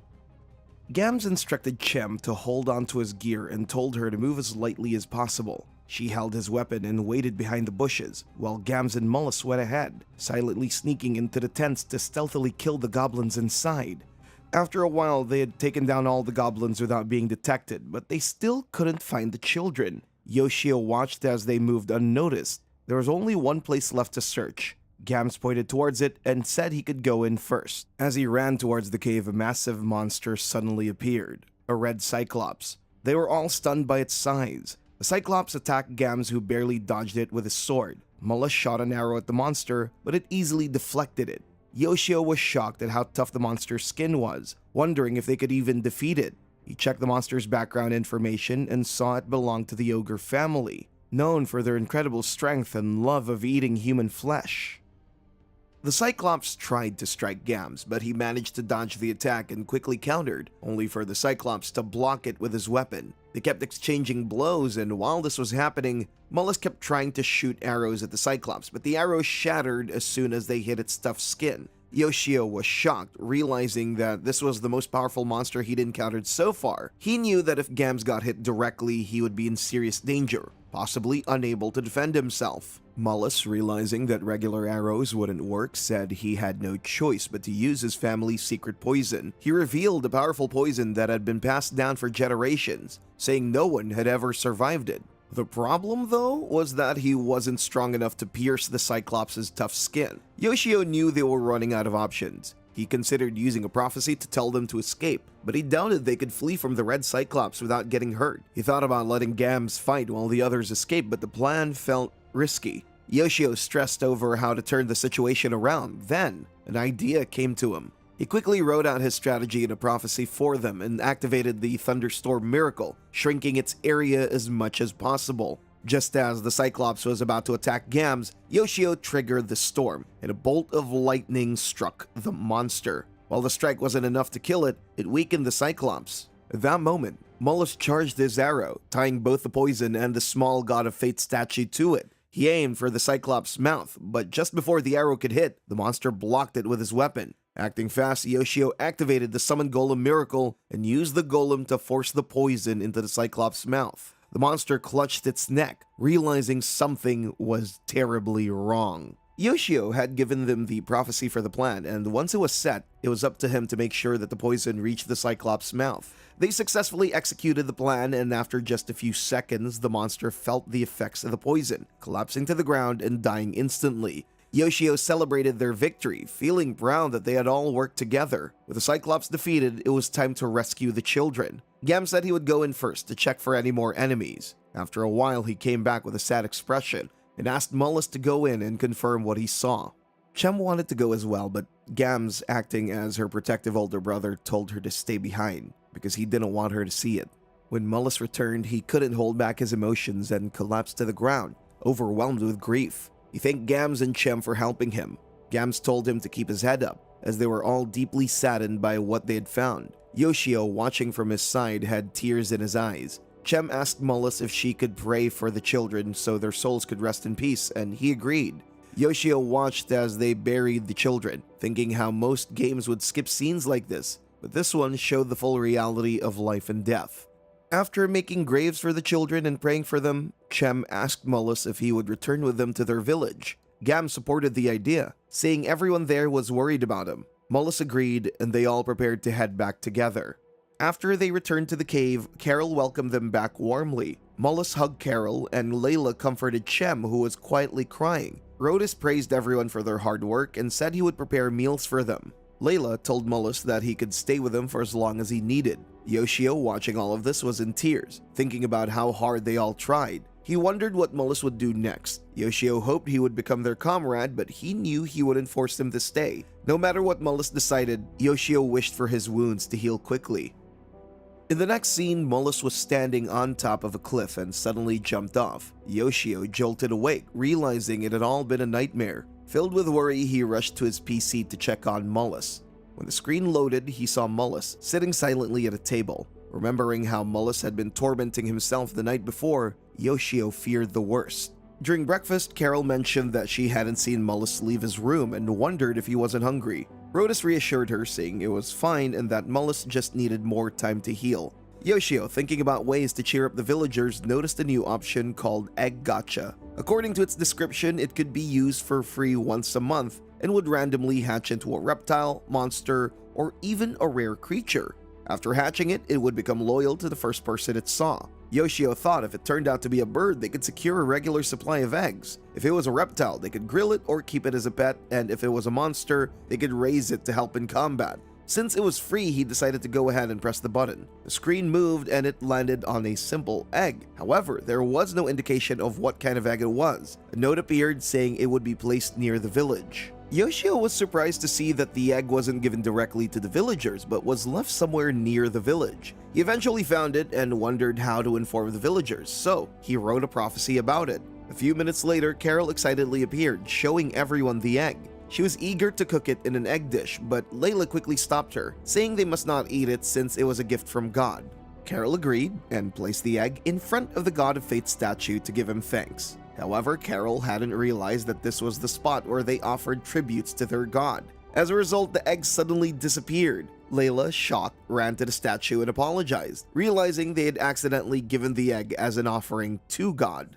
Yoshio was shocked, wondering if the egg would be delivered to him the next day. He thought it could be dangerous to eat it if it wasn't a chicken egg, and he began to worry about what kind of egg it might be. He searched online for similar eggs and found that it resembled reptile eggs. He also considered the possibility that it might be a monster egg, which seemed absurd to him. He hoped that it was something like a lizard or a snake, which could be safely raised as a pet. But then he worried about how his family would react. The next day, when the parcel arrived, his mother informed him about it. She asked if it was meat or fruit again, but when he opened the package, she saw the egg and immediately noticed it wasn't from a chicken. He explained it might be a reptile egg, and she joked that maybe he was trying to raise a reptile to impress Sayuki. Confused, Yoshio was surprised when his mother revealed that both she and his father used to love reptiles, and she had raised many lizards in her room. Yoshio, who had never been to her room, was shocked to learn this new information about his mother. Yoshio realized that he should put in effort to improve his relationship with his family. He decided he would ask his mother for advice on raising the egg once she returned home. During dinner, his mother brought up the topic and mentioned that Yoshio wanted some advice from both his father and sister. His father asked what it was about, and Yoshio explained that he had been sent a reptilian egg from the village. They asked if he wanted to raise it, and Yoshio agreed, knowing that both Sayuki and his father liked reptiles. Sayuki agreed to help, although she admitted she wasn't an expert but could still teach him a few things. The dad also offered support, telling Yoshio that he had a set of equipment for raising reptiles stored away and that Yoshio could ask him anything. Yoshio felt happy and surprised by how cooperative and supportive his family was, thanking them for their help and feeling closer to them than he had expected. He then brought his family to his room to show them the egg. They examined it and guessed it might be from a gecko or a crocodile. Sayuki even wondered if keeping mini crocodiles was legal. As they discussed it, most of what they were saying went over Yoshio's head. His father asked Sayuki to set up a feeder and water bowl for the egg. Together, they created a small habitat for it, and they were happy with how it looked. His dad told him that they wouldn't know for sure what it was until it hatched, and he reminded Yoshio to take pictures when it did. Yoshio thanked them, feeling relieved to have two reptile lovers in his family. He also realized that by coincidence, his bond with his family was growing stronger every day thanks to the Village of Fate. This made him start to believe more in the existence of the real god of fate. A few days later, Yoshio dressed up differently than usual, which caught his mother's attention. She asked if he was going on a date, and when he hesitated to answer, she teasingly asked who the girl was. Yoshio brushed it off, saying it didn't matter, and told her that he would be back later. He then went to meet Seika and waited for a while. When she arrived, she apologized for keeping him waiting. He asked how her leg was, and she confirmed that it was fine now. They went inside the cafe together, and Yoshio noticed it was the kind of place that wasn't really meant for someone to visit alone. After their order arrived, she tried the food with excitement and told him it was so delicious she could eat it non-stop. Seeing her so happy made Yoshio smile, and he thought she didn't look any different from when she was 20. As they chatted, she mentioned that she used to eat his mother's cooking often, and then asked him what he had been up to. She revealed that Yoshio's mother had told her about how he was helping with the revitalization of the village online, and how interacting with the villagers had brought back his cheerful self. Yoshio was surprised that his mother had talked about him that much, but he confirmed it was true. She then asked him what kind of village it was. Yoshio hesitated. He didn't want to tell her the full truth about the Village of Fate because he feared losing the ability to play the game. At the same time, he didn't want her to think less of him for spending money on microtransactions. After a moment of silence, she asked him again. Finally, he smiled and said that it was a small village with only a few villagers, but they were all very kind and close to each other. He explained that each villager had their own role and worked really hard, even in harsh conditions. Seeing them live like that made him want to change for the better too. He opened up about why he had started his new job and shared some of the details about the village. With a cute smile, she asked if he really liked those villagers, and he agreed, telling her about Gams and the playful fights between Chem and Carol. She seemed even happier to see him talking so freely. As they were walking back home, she thanked Yoshio for coming along, and he expressed his gratitude for the treat. When he offered to pay, she refused, reminding him that she had invited him so she would cover it. Yoshio smiled and promised that next time, he would definitely pay for everything. She then asked if he would go out with her again, and he agreed, saying he would as long as she was okay with it. She smiled and said they'd hang out again sometime, and with that, they both headed home. When Yoshio got back, he went to his room and suddenly thought there might be an insect around. Grabbing a rolled-up poster to deal with it, he looked around but couldn't find anything. Just then, he heard a cracking sound. He turned to the egg and realized it was hatching already. Surprised that it was happening so soon, he watched anxiously as the egg started breaking right in front of his eyes. Stress built up as he wondered what was going to come out.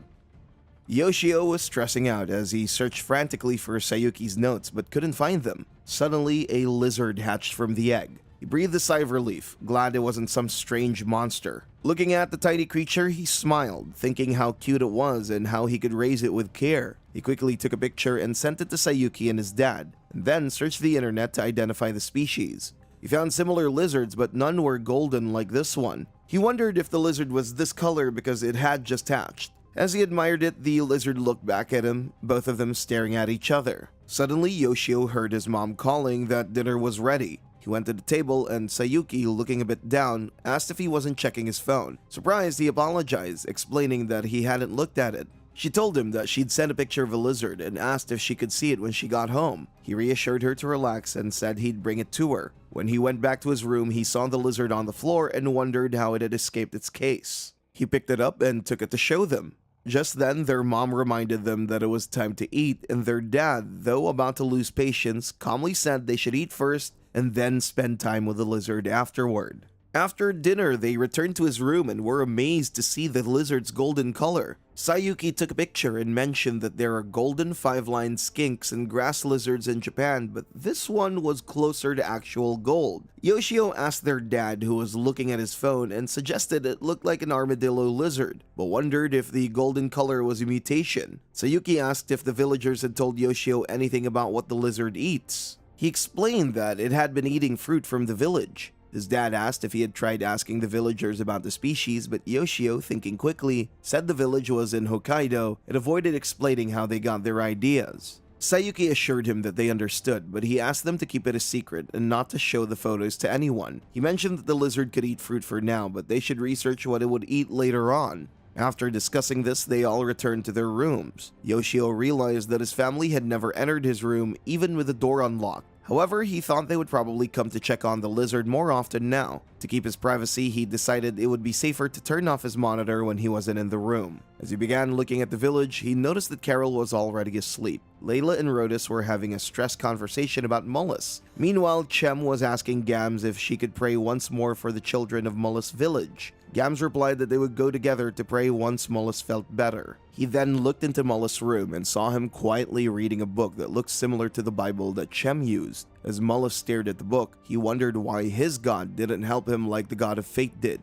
Yoshio realized that it was similar to Chem's Bible, a whole tome filled with the teachings of gods that Mullis and his people believed in. Since the Bible was for them to read, Mullis felt that when they didn't receive blessings, he had complaints against the gods. Suddenly, Yoshio realized that when he was at work, if his villagers were attacked and he couldn't help them at all, it might weaken their faith. He wondered if he should become a NEET again, but he didn't want to go back to that old life. Instead, he wished for a more convenient system to help. Just then, he noticed the option for a connection system and realized it was available on his mobile as well. He quickly downloaded it and opened the app. He was amazed to see that he could manage miracles and prophecies easily from there. This gave him a relief because he could check on the villagers during breaks at work. The next day, when Yoshio came home from work, he looked at the case and saw that the lizard was eating. He noticed that Dad and Sayuki weren't home yet, so he wondered if his mother had fed it. He then went to his PC to check on the village and noticed that everyone was enjoying themselves together. Mullis appeared and apologized to everyone for causing trouble. He asked if they would allow him to stay in the village as well. He mentioned that he had thought about leaving the forest, hoping that some of his comrades were still alive, but he didn't know what the world was like beyond the forest. Therefore, the village was the only place he felt he could live. He bowed his head and made his request. Gams was happy to hear this and said they had no reason to refuse him.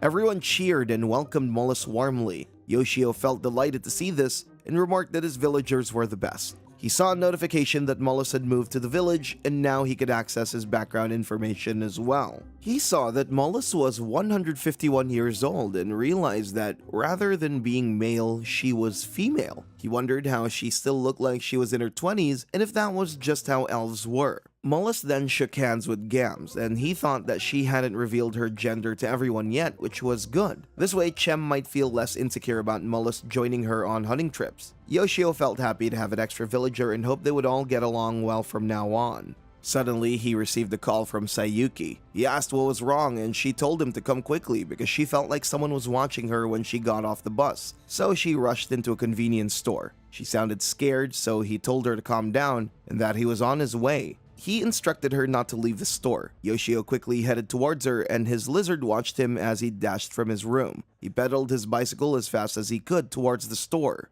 Yoshio pedaled his cycle faster, scanning the area to see if he could spot the stalker. But first, he focused on reaching Sayuki. He rushed to the convenience store and immediately asked if she was okay. She said she was, but he could see that she was still shaking. He told her to stay put while he went to deal with the stalker. Sayuki stopped him and gave a description of the person she saw. 10 minutes later, Yoshio returned, saying he had searched the area but couldn't find anyone matching her description. She apologized, saying she might have made a mistake. She wondered what was wrong with her, but Yoshio reassured her that nothing was wrong. He guessed it might be because of the scary experience she had gone through recently. The next day, while Yoshio was coming back from work, Sayuki messaged him, letting him know that their dad would pick her up. He felt relieved hearing that, and from that day onward, either he or their dad made sure to meet Sayuki at the bus stop. On his way home, Yoshio thought about playing Village of Fate on his phone. He opened the game, and inside, Mullis asked if everyone would like to visit her village the next day. Yoshio wondered why she would invite them to her ruined village, but Mullis explained that even though the village had been burned down, there were still some useful supplies and food left. She thought they could make good use of them, and the spirits of the villagers would be happy if their belongings were put to use. Gams asked if she really was okay with this, and Mullis confirmed it,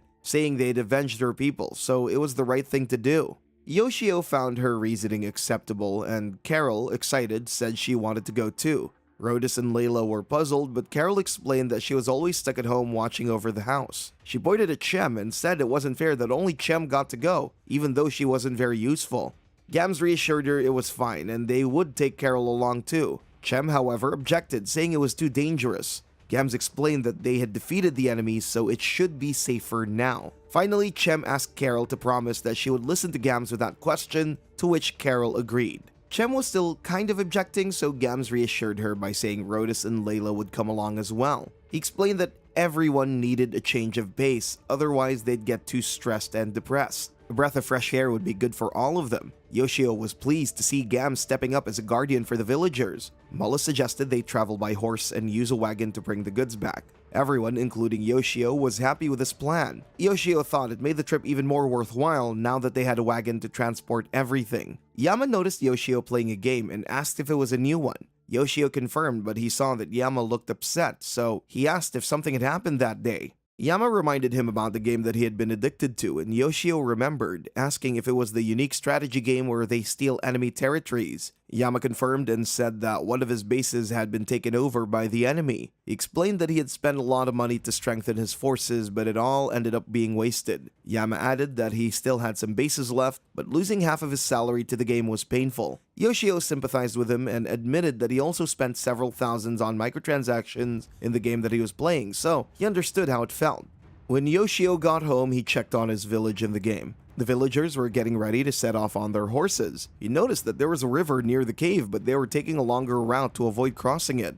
Yoshio thought it would be best to keep watching the map closely, staying alert to their surroundings. Since Mullis was now a villager, he could see all the places she had traveled, but he still didn't have a full view of the entire Forbidden Forest. He wondered just how big the map was. As they rode, Carol joked with Gams, saying he looked like a knight escorting a princess. Gams smiled and called her princess, asking how her ride was. Carol happily replied that it was incredibly comfortable, but Chem felt a little jealous after hearing that. They were almost at the village when Yoshio noticed some people already there. They didn't seem hostile, but he couldn't see any of their background information, nor could he hear what they were saying. He realized he couldn't understand them unless the Bible was nearby. This made him think that the progress in the game depended on the Bible, as he couldn't activate miracles or prophecies without it being close. He considered warning the villagers, but decided to hold off in case something worse happened and he needed to save that prophecy. When the villagers arrived at the village, they saw that it was in terrible condition. Suddenly, Gams told everyone to stay behind one of the houses, informing them that there were people up ahead.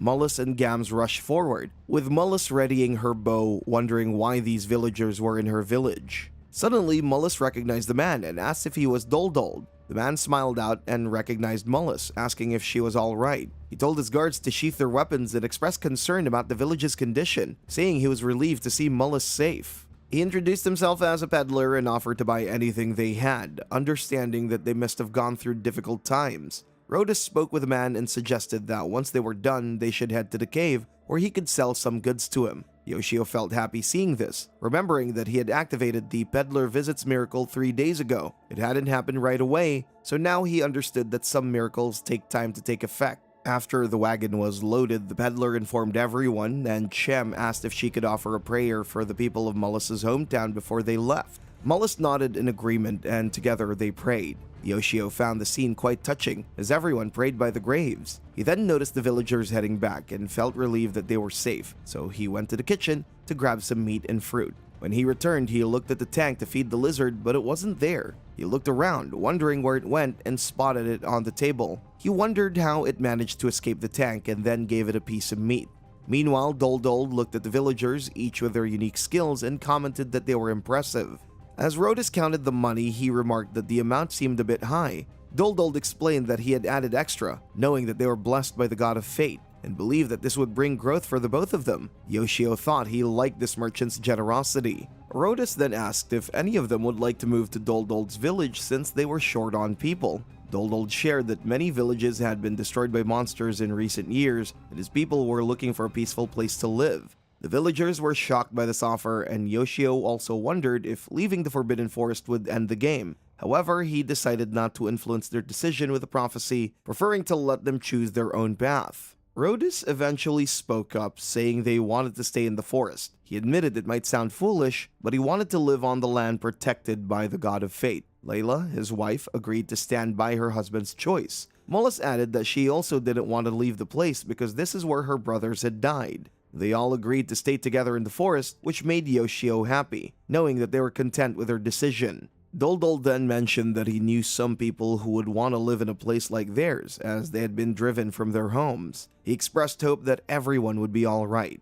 After shaking hands, Doldol promised to return in a few days with the goods they requested, and then departed as everyone waved goodbye. Yoshio felt grateful for everything, so he decided to send the villagers a prophecy. Chem read it aloud. It welcomed Mollis and spoke of how both the goodbyes and new encounters they'd experienced would strengthen them. Everyone was happy to hear the prophecy, and Yoshio felt good seeing their joy. He then thought about the coming winter and how they needed to prepare. Suddenly, he wondered what to name his lizard. He asked if Lizard Saurus was a good name, but the lizard shook its head in refusal. Yoshio then suggested Destiny, since it meant fate in English. Hearing this, the lizard nodded, and Yoshio happily named it Destiny. While sitting in his chair, Yoshio was texting Seika and showed her a carved statue that Carol had made. Seika really liked it. Yoshio's thoughts drifted back to 10 years ago when Seika had landed a job at a big company while he struggled to find work. Out of frustration and embarrassment, he had cut off contact with her and refused to speak to her, feeling irritated and ashamed. Now, he felt guilty about it and wondered if someone like him deserved to talk to her again. Socializing with anyone outside his family had always been difficult for him. As he looked at Gams on his PC screen, he noticed that Gams, though not a great talker, still managed to communicate with others. Yoshio wondered if he could learn something from him. Just then, Carol appeared and asked what Gams was doing. He told her he was planning to go hunting with Mollis. Yoshio noticed that Carol was acting a bit like Chem when it came to Mollis, feeling a little jealous. Gams patted her head and told her that he would be back soon. Yoshio thought to himself that only confident guys could pull something off like that, and realized he probably couldn't learn that skill. Yoshio then looked at Rhodus, thinking that as a regular guy with a wife and child, he probably handled conversations like a proper adult. Rhodus was busy making a list with Layla to give to Doldol. He mentioned to Layla that he was happy they'd met Doldol, since otherwise he would have had to go to town for shopping. Layla wondered if it was a sign from God, saying he didn't need to push himself, but Rhodus admitted that seeing Gams work so hard, even though Gams was younger, made him feel like he should be doing more. It bothered him to feel so useless. Yoshio understood why Rhodus felt that way, but then Rhodus added with some frustrations that if things continued like this, Carol might end up being swept away by Gams. Yoshio realized this was Rhodus' main concern. Layla comforted him, saying that it was probably already too late and that it wasn't a big deal. Yoshio, feeling a bit useless himself, wondered if he should ask Sayuki for advice, but then she'd probably just laugh at him. Yoshio thought about asking one of his online gaming buddies who was a chick magnet for advice, but then he suddenly remembered that he hadn't given any prophecies yet. Unsure of what to say, he decided to ask the villagers for advice. He sent them a prophecy saying that one of his young male believers was troubled about love and asked for their advice on human relationships. The villagers were a bit confused when they read it, wondering if their god was really asking them about love. Seeing their reactions, Yoshio started to worry that he had made a mistake. What kind of god would consult his followers about romance? He felt like he had lost some of his dignity. But then Carol spoke up, saying that maybe God was accepting requests for love advice. Chem quickly told her to stop talking and not to bother their god with such things. Layla, however, reminded them not to ignore their god's requests, saying it was a rare opportunity for them to repay him for all his support. Mollis admitted she didn't really understand romance. Layla then asked Chem for more details, and Chem explained that the man seemed to have a childhood friend with whom he had a relationship that was more than just friends but not quite lovers. After Chem finished explaining the whole situation to everyone, Carol excitedly suggested that he just needed to go on a date. Yoshio was surprised at how confidently she said it, but he wasn't sure if things were moving too fast. Chem agreed, adding that instead of having a serious conversation right away, spending enjoyable time together would help close the gap between them. Layla also chimed in, sharing that she and Rhodus went on a date before they got married. Embarrassed, Rhodus asked her not to talk about it in front of everyone. Then Chem asked Mollis what she thought. Mollis explained that in her culture, they take a lot of time to carefully build love, and they rarely make bold moves on each other, so she admitted that she might not be the best person to offer advice. Thinking about dating, Yoshio recalled going out with someone a few times, but he wondered what kind of dates couples actually go on. Chem then added that she would just like someone who could happily stay by her side. Layla teased Rhodus again with a comment about him, making him blush even more. After listening to their conversation, Yoshio felt inspired by the enthusiasm of the villagers, but knew that going on a date wasn't something he could manage just yet. Still, he wondered what kind of message he should send. After thinking it over, he decided to ask her to hang out and sent the message. While waiting for her reply, Yoshio noticed Destiny, his pet, trying to comfort him.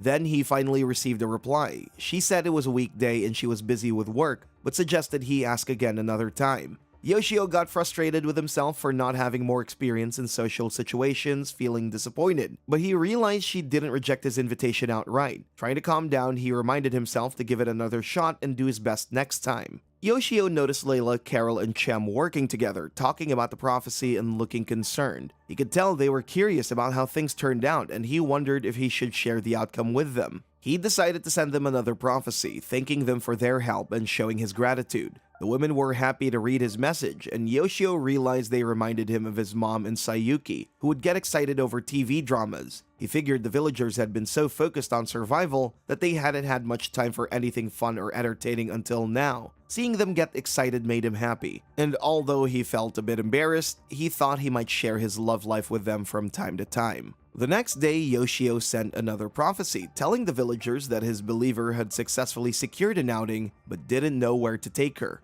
The villagers were thrilled to read this and got excited about the news. They began discussing possible places like the theater or something similar. Carol excitedly shouted that she wanted to watch a play, and Mollis agreed, saying it wasn't a bad idea. Yoshio realized he had never been to a play before, so he thought a movie might be a good alternative. Looking out the window, he felt the pressure of not wanting to disappoint the villagers if he didn't follow through on their suggestions. He decided he would tell them the outcome, whether it was a success or a failure.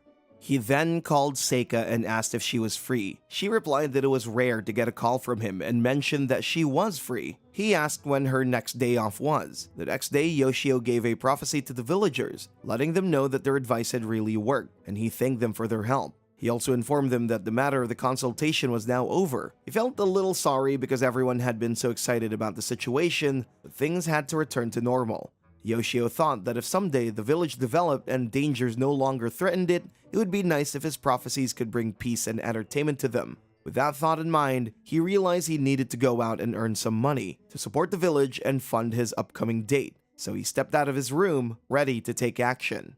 After finishing work, Yoshio returned home and checked his phone. There was a message from Sayuki. She told him that she had to work overtime and would be coming home late. She asked if he could pick her up from the bus stop. Smiling, he assured her that he would. He thought about getting some candy and juice for himself from the convenience store, so he started looking for his backpack. After searching for a bit, he finally found it. Destiny, his lizard, watched him as he moved around. Yoshio headed to the convenience store and, while there, noticed a boy. He wondered if it was the same person who used to stalk Sayuki. Old memories resurfaced and he thought it might actually be the same guy, especially since this was the guy's hometown. The boy was looking at his phone while sipping hot coffee. Yoshio couldn't help but feel uneasy. Was it really just a coincidence that he saw this boy again right before his sister was about to head home? He considered calling the police, but he knew they would need an actual incident before they could act. Unsure of what to do, and with Sayuki arriving soon, Yoshio didn't want her to feel scared anymore, so he decided to gather his courage and approach the boy to deal with the situation. Yoshio noticed there were two other people standing nearby. He thought about whether he should call out, knowing it would catch their attention. So he asked the boy if he was Yoshinaga. The boy nodded and asked who was speaking. Yoshio reminded him about the situation involving his little sister Sayuki. Realizing who he was, Yoshinaga asked if he was Sayuki's older brother. Yoshio smiled and confirmed it. Yoshinaga immediately bowed his head and apologized for all the trouble he had caused them in the past. Yoshio reassured him that it was all over and mentioned that he might have been too harsh back then. He told Yoshinaga to lift his head. Though Yoshio initially thought about giving him a piece of his mind, he prioritized Sayuki's safety first. So he asked Yoshinaga why he was out so late at night. Yoshinaga explained that this was the only convenience store nearby and he had stopped there after work. Yoshio observed him and realized that, if not for knowing about the past, Yoshinaga seemed like a regular, polite young man. In fact, many people would probably assume Yoshio was the one being suspicious. Yoshio firmly told Yoshinaga to stop going near his sister. Yoshinaga admitted that his feelings for her spiraled out of control, leading to the trouble he caused. Suddenly, Yoshio questioned why he was still stalking her despite the restraining order, mentioning that it was the second time he'd seen him, recalling how Yoshinaga had run away when spotted that night. Although it was a bluff, Yoshinaga fell for it and angrily asked if he'd been found out. Frustrated, Yoshinaga shouted that he was in the same situation as Yoshio after being thrown into such a mess. He threw his coffee can on the ground in anger, blaming Yoshio and Sayuki for ruining his life. Yoshio realized that Yoshinaga wasn't in his right mind and shouted back, telling him to stay away from his sister. Yoshinaga sarcastically mocked him, saying he was scared, and accused Yoshio of trying to get in the way of his sister's free love. Yoshio replied that if Yoshinaga was going to take that attitude, he had other plans. Yoshinaga scoffed, wondering if Yoshio would call the police, bragging that he had plenty of friends from reform school. Yoshio then asked why he was stalking Sayuki. Yoshinaga explained that he genuinely loved her, but didn't have the courage to talk to her. After being arrested, he had thought long and hard about what he should do, but as time went on, his thoughts became twisted, and his feelings grew more obsessive and aggressive. Yoshinaga revealed that now he wanted to make Sayuki cry and beg for mercy. Hearing this, Yoshio hesitated, wondering if he should just leave or run away, but he clenched his fist, determined not to have any more regrets. He decided he wouldn't back down, even if it meant sacrificing himself to stop this guy. Filled with anger, he started walking toward Yoshinaga. Yoshinaga taunted him, saying he couldn't hit him without risking an assault charge, but Yoshio had no intention of hitting him. He had already started recording everything on his phone. Yoshinaga then claimed it was fate, saying that since Sayuki's older brother had shown up on the exact day of his plan, he'd abduct him too. Confused by what Yoshinaga was saying, Yoshio suddenly noticed more people surrounding him and a camera recording the entire scene. Yoshinaga smugly announced that they'd stream it live and it would make for great content. Yoshio realized he was outnumbered, but instead of panicking, he thought about how Gams and the other villagers had fought against monsters. These were just human beings. He knew he had to face them no matter what. One of them pointed out how Yoshio looked buff, and Yoshio thought his muscle training had at least made him appear strong. He then shouted at Yoshinaga, warning him that if he tried anything, he wouldn't get off easy. Yoshinaga just smirked, saying he didn't care, as his friends were part of a violent group and would take care of everything. Looking around, Yoshio noticed they had a knife, a stun gun, and a police baton. His heart raced as two more boys showed up, making it 5 against 1. Stunned, he saw them laughing in his face. Yoshinaga suggested they break his legs first so he couldn't run, but suddenly one of the boys started coughing and struggling to breathe. Within seconds, all of them were coughing loudly, collapsing to the ground unconscious. Yoshinaga, shocked, asked Yoshio what he had done. Yoshio, just as confused, told him to take them to the hospital if he didn't want them to die. But before Yoshinaga could react, he too collapsed and fainted. Seeing them all like that, Yoshio checked to make sure they weren't faking it, realizing it was a real abnormal situation. Panicking, he rushed to the convenience store and told them to call the police and an ambulance, explaining that 5 men had collapsed outside. When Sayuki finally arrived at the bus stop, she noticed an ambulance parked nearby. She spotted her brother, Yoshio, being questioned by a police officer. The officer asked if Yoshio had gone to the convenience store for help, and he confirmed. They then asked about his connection to the group of people involved. Yoshio hesitated, explaining that it was a long and complicated story. The officers began inspecting his belongings, and Sayuki approached, asking what had happened. Yoshio told her that the man had collapsed, possibly due to food poisoning, and reassured her that he had already asked their dad to pick her up. As the officer checked Yoshio's backpack, he was startled to find a lizard inside. Yoshio explained that it was his pet lizard Destiny, which he raised at home. The officer, clearly puzzled, said they would need to ask Yoshio more questions at the police station. Yoshio told the officer he would give the lizard to his sister first. He handed Destiny to Sayuki and reassured her, "Don't worry, I'll explain everything later." Yoshio went to the police station and the questioning lasted until morning. He explained the situation and even provided the recording, which luckily stopped right before he threatened Yoshinaga. After being released, he stepped outside, feeling relieved as he saw the morning sunlight. His dad and Sayuki were there waiting for him, asking if he was okay. Sayuki asked if he was skipping work, but then she explained that they were worried and came to pick him up. She apologized for dragging him into the whole mess, but he told her it was fine. Their dad suggested they head home, saying it wasn't the right place to have a long conversation in front of the police station. As they sat in the car, Yoshio wondered how to explain everything. Gathering his courage, he told them the truth. The guy involved was Yoshinaga, Sayuki's stalker. Sayuki was shocked, shouting that he hadn't changed at all and had become even worse. Their dad calmly asked her to relax and told Yoshio he would talk to him about it later. Yoshio felt sad hearing his dad's tone, sensing the disappointment, but he couldn't help but wonder what might have happened to him and Sayuki if the guys hadn't collapsed. As Yoshio was lost in thought, his dad told him that he did his best to protect his sister and that he was proud of him. Hearing this, Yoshio teared up. His dad, who usually didn't believe in anything, joked that even though he was an atheist, he couldn't deny that it seemed like some kind of blessing that all those guys got paralyzed by food poisoning. Yoshio thought it was being treated as food poisoning for now since the men had eaten oysters to celebrate and it was possible they'd eaten something contaminated. However, the way they were itching and choking made Yoshio think it was more like poison gas, something that affected them but not him.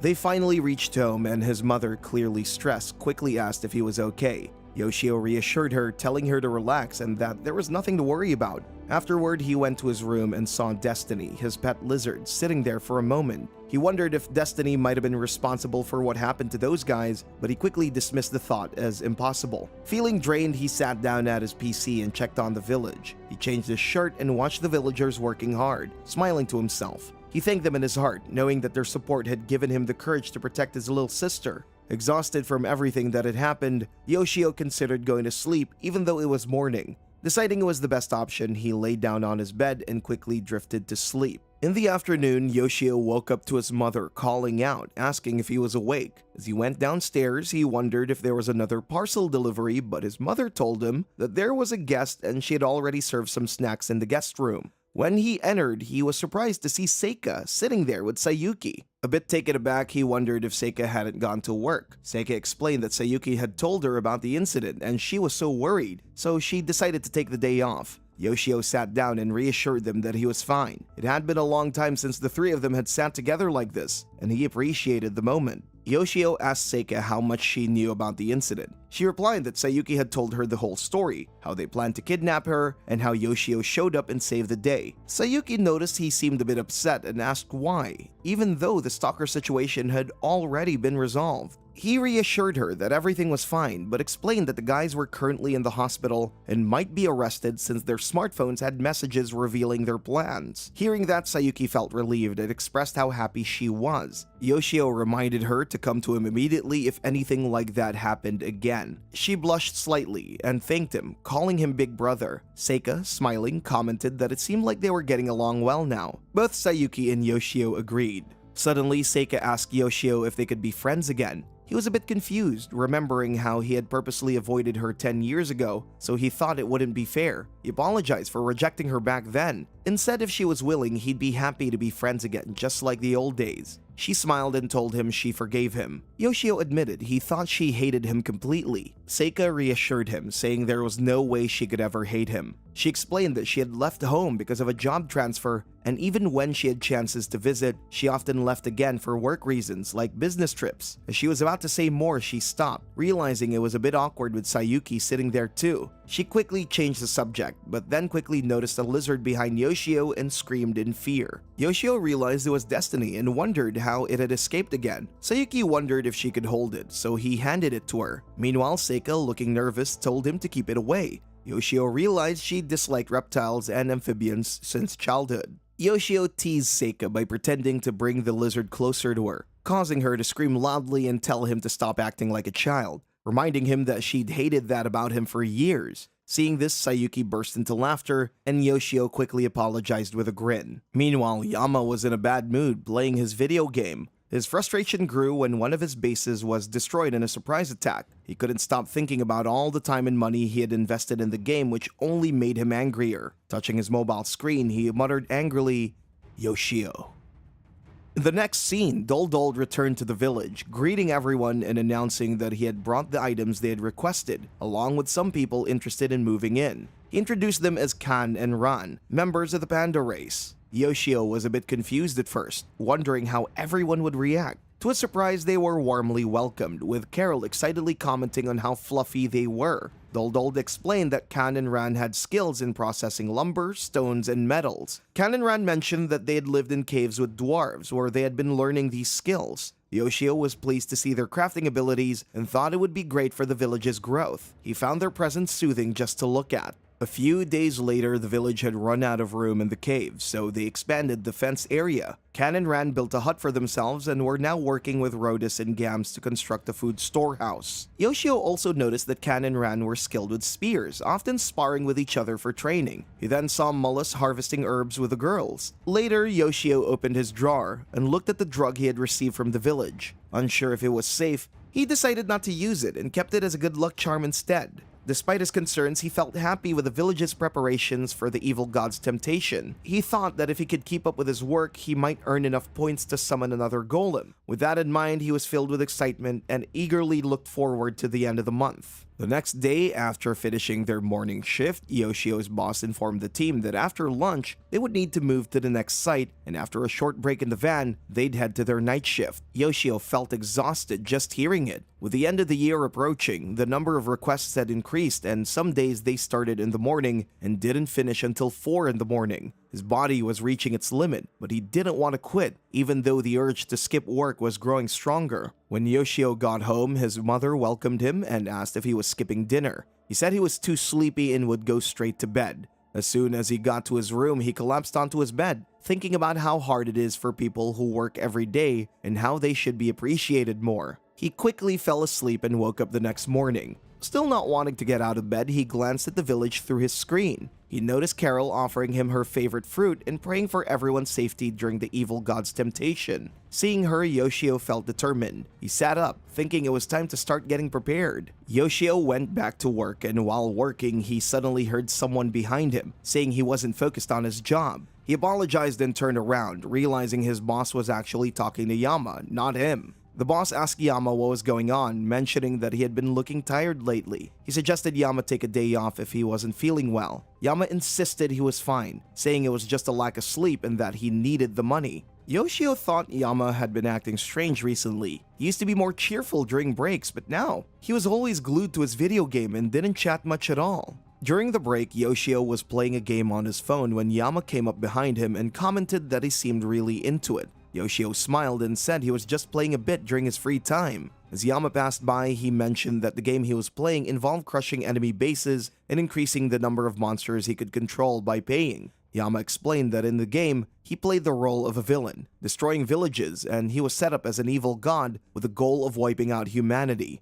Yoshio was shocked to hear this. Yama continued, explaining that the game had a system where you could earn points by defeating enemies, and pouring money into it made those points increase faster. He admitted that most of his wages were being spent on those in-game purchases, which explained his recent behavior. Yoshio started wondering if the Village of Fate had a system where someone could play as the evil god, because he had sensed the presence of other players, especially after seeing Mullis with that mysterious book. Meanwhile, Yama continued talking about his game, saying that it offered rewards. He explained that when he took down enemy bases, he earned tons of points, which could be converted into real money. He mentioned that he once made 5 million yen from it. Yoshio was stunned by this revelation. Yama went on, explaining that he had used that money to pay off the debt his father had left before disappearing. He had even dropped out of high school to work and pay off his debt. With bitterness, Yama vented about how his teenage years and early adulthood were sacrificed to pay off something he had no control over. But then Yama smiled, saying he was grateful to have found a temporary source of income through the game. He had managed to pay off most of the debt by playing. Yoshio, however, was left feeling confused, wondering why Yama was telling him all of this so suddenly. Yama looked directly into Yoshio's eyes and said, the dual-wielding swordsman with scars on his face, hoping Yoshio would understand. In that moment, Yoshio realized Yama was talking about Gams. It hit him. Yama was the evil god in the Village of Fate. They had unknowingly been playing against each other this whole time, and now, if one of them lost, their game would be over for good. As Yama walked away, Yoshio couldn't help but wonder if Yama had shared this story as a way of signaling him to quit the game. But he also realized that for Yama, this game might have been a source of hope during difficult times. Yet the same was true for him. Ever since he started playing Village of Fate, his life had changed. He'd started making progress in his work and personal life and had formed a connection with the villagers he'd come to care for. Thinking about how much the game had improved his life and how much he cared for his villagers, Yoshio knew he couldn't let them die. He resolved to fight back against Yama, no matter what. On December 30th, the boss thanked Yoshio for his hard work and expressed hope that they could continue working together in the new year. Everyone exchanged cheerful greetings except for Yama, who remained quiet. As they dropped Yoshio off, he hoped that they could all get along in the future. He then remembered that the next day would be the evil god's temptation, and though he didn't want to fight Yama, he knew he had no choice. When he arrived home, he recalled that his family had gone to visit his grandfather. Suddenly, he heard a voice welcoming him back. Confused, he walked into the kitchen and saw Seika cooking. Smiling, she told him that the food would be ready soon. He wondered why she was there. Seika explained that his mother had asked her to take care of him while they were away. She then asked if he wasn't hungry. He smiled and said he was starving, silently thanking his mother for helping him out. Suddenly, he noticed that Destiny was also there. He wondered how it had escaped again, so he picked it up and started talking to it. Seika, not realizing he was speaking to Destiny, asked what was wrong. He replied that it was nothing and explained that he had made a deal with Destiny. It would stay in his room because Seika didn't like lizards, and in return, he would bring it double the food it usually got. After that, they sat down at the table to eat. Seika asked him how the food tasted, and he told her it was really delicious. He then asked her to teach his little sister how to cook, but she replied that she had been improving her cooking skills and had been visiting for lessons as well.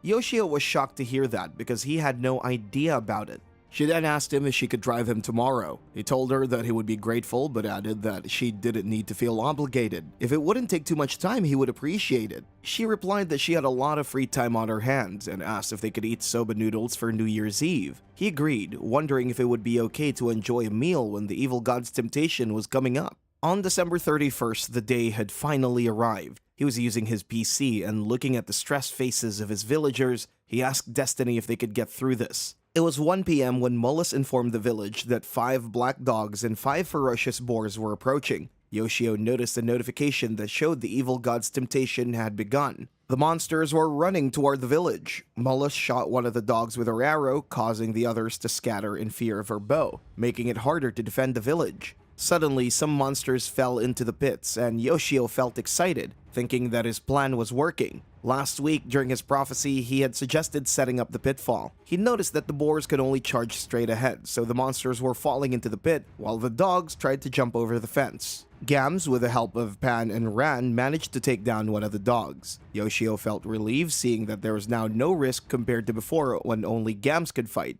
After clearing the first wave of monsters, Gams told everyone to set up some pitfalls again. Yoshio watched them follow his instructions and thought the monsters might not fall for the pits a second time. He also wondered if Yama could give commands to his monsters. Looking outside the window, he thought the monsters would get stronger as night approached, so they needed to conserve their stamina as much as possible for the evening. After a while, the second and third waves of monsters appeared, and they were finally able to defend against them successfully. Chem was giving water to the group, and Rodus asked if he could take over the lookout shift.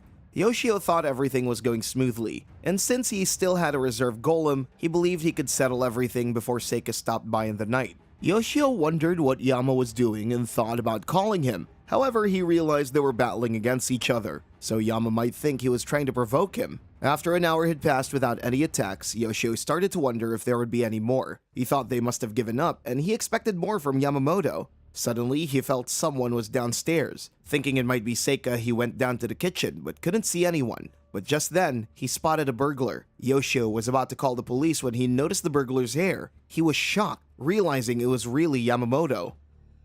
A few months ago, Yama received a letter and wondered what it was. As he read it, he realized it was about a game called Destruction Impulse, and that he had been selected as a beta tester. He questioned whether he had actually applied for it or not. After scanning the code, he downloaded the game and was shocked by the graphics. He thought it would become very popular soon. Yama was curious about the game's mechanics, which allowed him to create monsters and attack enemy bases. However, he realized he couldn't control the monsters, so he decided to pass on the game. Suddenly, the owner of the house appeared outside and shouted Yama's name. Yama opened the door and asked him to calm down. The man demanded to know when Yama would pay the rent and settle his debt. Yama asked if he could pay using his mobile phone. The man agreed that it would be fine, and Yama quickly paid everything he owed. The man was curious about where Yama got all that money, but Yama replied that it didn't matter. He assured the man that he would make sure not to be late with payments in the future. The man then walked away, and Yama smirked to himself, thinking that this game really deposited cash into his account.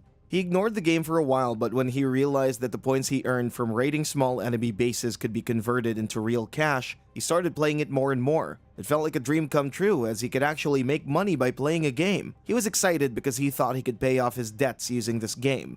He was working in the store when his boss mentioned they had a newcomer named Yoshio. When Yama looked at him, he noticed Yoshio had a nice physique, but his face looked pale and unhealthy. Yama thought Yoshio seemed motivated, but since the job was pretty intense, he figured that he might quit soon. However, he soon realized that Yoshio was doing his job enthusiastically and responding well, which made Yama happy to have a good junior. Later, when Yama was at home playing the game, he encountered a situation in the last Evil God's Temptation where his monsters got annihilated by a wooden man. He was shocked by its strength and thought he should have brought a red Cyclops. The next day, while Yama and Yoshio were talking during their break, Yama discovered that Yoshio was a gamer and thought they could be friends. However, when Yama returned home, he found that his base had been destroyed and even his Cyclops had been killed. He saw a swordsman with a sword and realized that he was the one who had done it. Yama felt a surge of anger as he realized that this was a counterattack from Yoshio, who had raided his cave recently. After that day, as they were returning home, Yoshio was playing a game on his mobile. Yama wondered what game it was when he suddenly saw a man with a scar on his face and a sword in his hand. He realized it was the same game and Yoshio was on the opposing side. Yama asked Yoshio if this was a new game and wondered if Yoshio had noticed him playing and had been secretly laughing at him while pretending to be friendly at work. Yama's anger grew more and more over time, and he decided to confront Yoshio about it when the event was near. During the event, as Yama played the game, he thought he would turn things around and not let anyone get in his way. Suddenly, his monsters fell into a pit, and he felt angry seeing the strength of Yoshio's base. He realized it had really improved and had wasted too much time stressing and smoking cigarettes. It saddened him to think that he wouldn't be able to damage such clever defenses. He wanted to spend money to instantly boost his forces, but he remembered that Yoshio still had that wooden man up his sleeve. Yama wondered what he should do. Suddenly, he thought about what if Yoshio couldn't even play for a while. He tried to calm himself down, realizing if he acted like this, it would go against everything he had worked for in his life.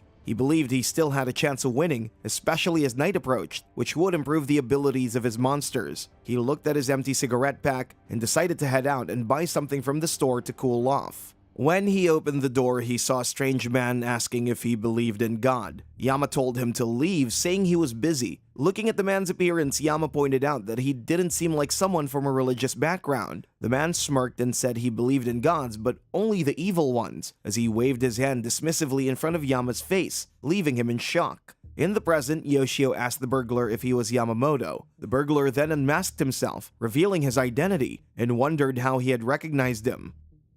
Yoshio asked Yama what he was doing there and told him to put the crowbar down. Yama said Yoshio already knew why he was there. Yoshio asked if it was to mess with his game, and Yama replied that if he didn't take action, he wouldn't have to get rough with him, and suggested Yoshio quietly wait for the evil god's temptation to finish. Yoshio told him that he was committing a crime and that he should stop being foolish. Yama wondered if, by casually asking, Yoshio would stop playing the game. Yoshio said he couldn't do that. Hearing this, Yama smirked and said he would just claim he came to a coworker's house to hang out after getting drunk, and that the crowbar was something he found in Yoshio's garden shed. Yoshio told him that excuse wouldn't work. Yama laughed and asked if anyone in society would believe Yoshio's version of the story. His words hit Yoshio hard, making him realize how isolated he'd been for the past decade. Meanwhile, Yama had been working and socializing for so long that no one would believe Yoshio's side of the story. Yama told him that he didn't want to hurt him or get a criminal record and asked Yoshio to just give in and lose the game. He even offered to split half the money from the raid so they could both profit.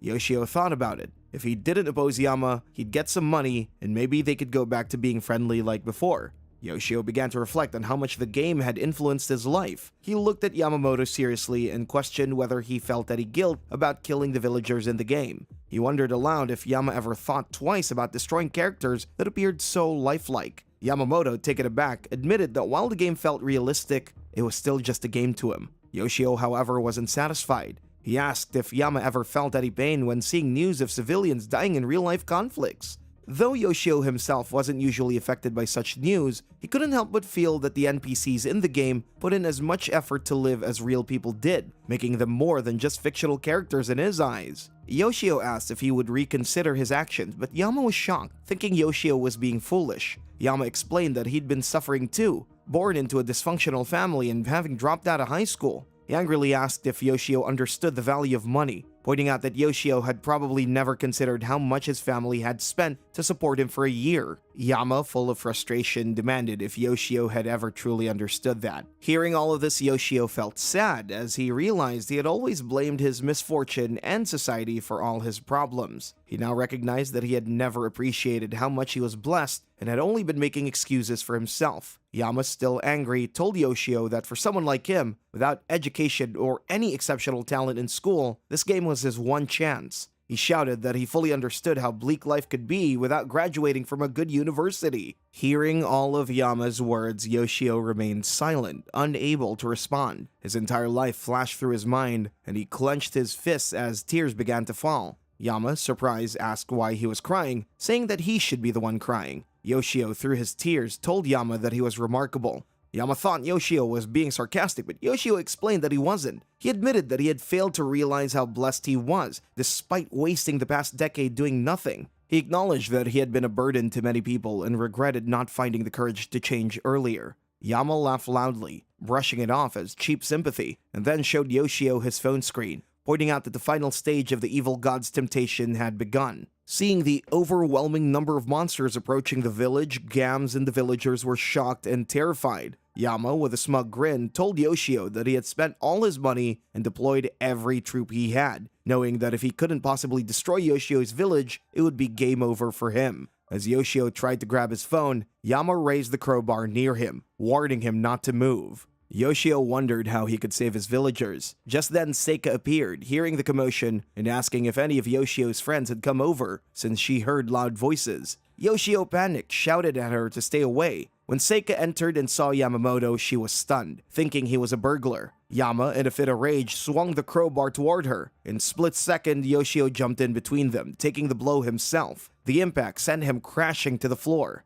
Yama called Yoshio an idiot, blaming him for everything. Yoshio, in pain, shouted at Seika to run away. She told him she would go get help. Hearing this, Yama tried to grab her, but Yoshio pulled at his leg, causing Yama to sneer, wondering if Yoshio just wanted to look cool in front of her. Furious, Yama hit Yoshio again with a crowbar, telling him to stop interfering. Seika screamed for Yama to stop, and suddenly, Yama's arms went numb. He couldn't move them. Shocked, he wondered what was happening, and then noticed a small yellow lizard in front of him. He realized it might be the cause and told it to stay away, but before he could react, Yama collapsed to the floor, just like Yoshinaga and his friends had earlier. Seika immediately rushed to Yoshio's side, but then Destiny, the lizard, jumped onto her. She screamed in fear, and as Destiny crawled on her, she fainted. Yoshio, now unable to move or speak, watched helplessly. Destiny pulled out a potion that Mullis had made and poured it into Yoshio's mouth. As soon as he drank it, Yoshio felt a surge of energy, and his injuries quickly healed. He ran to Seika, relieved to find that she wasn't hurt, just unconscious. He then looked at Yama and realized he was in the same state as Yoshinaga had been, confirming that Destiny was behind everything. Worried, Yoshio grabbed his phone, anxiously checking to see what had happened to his village in the game.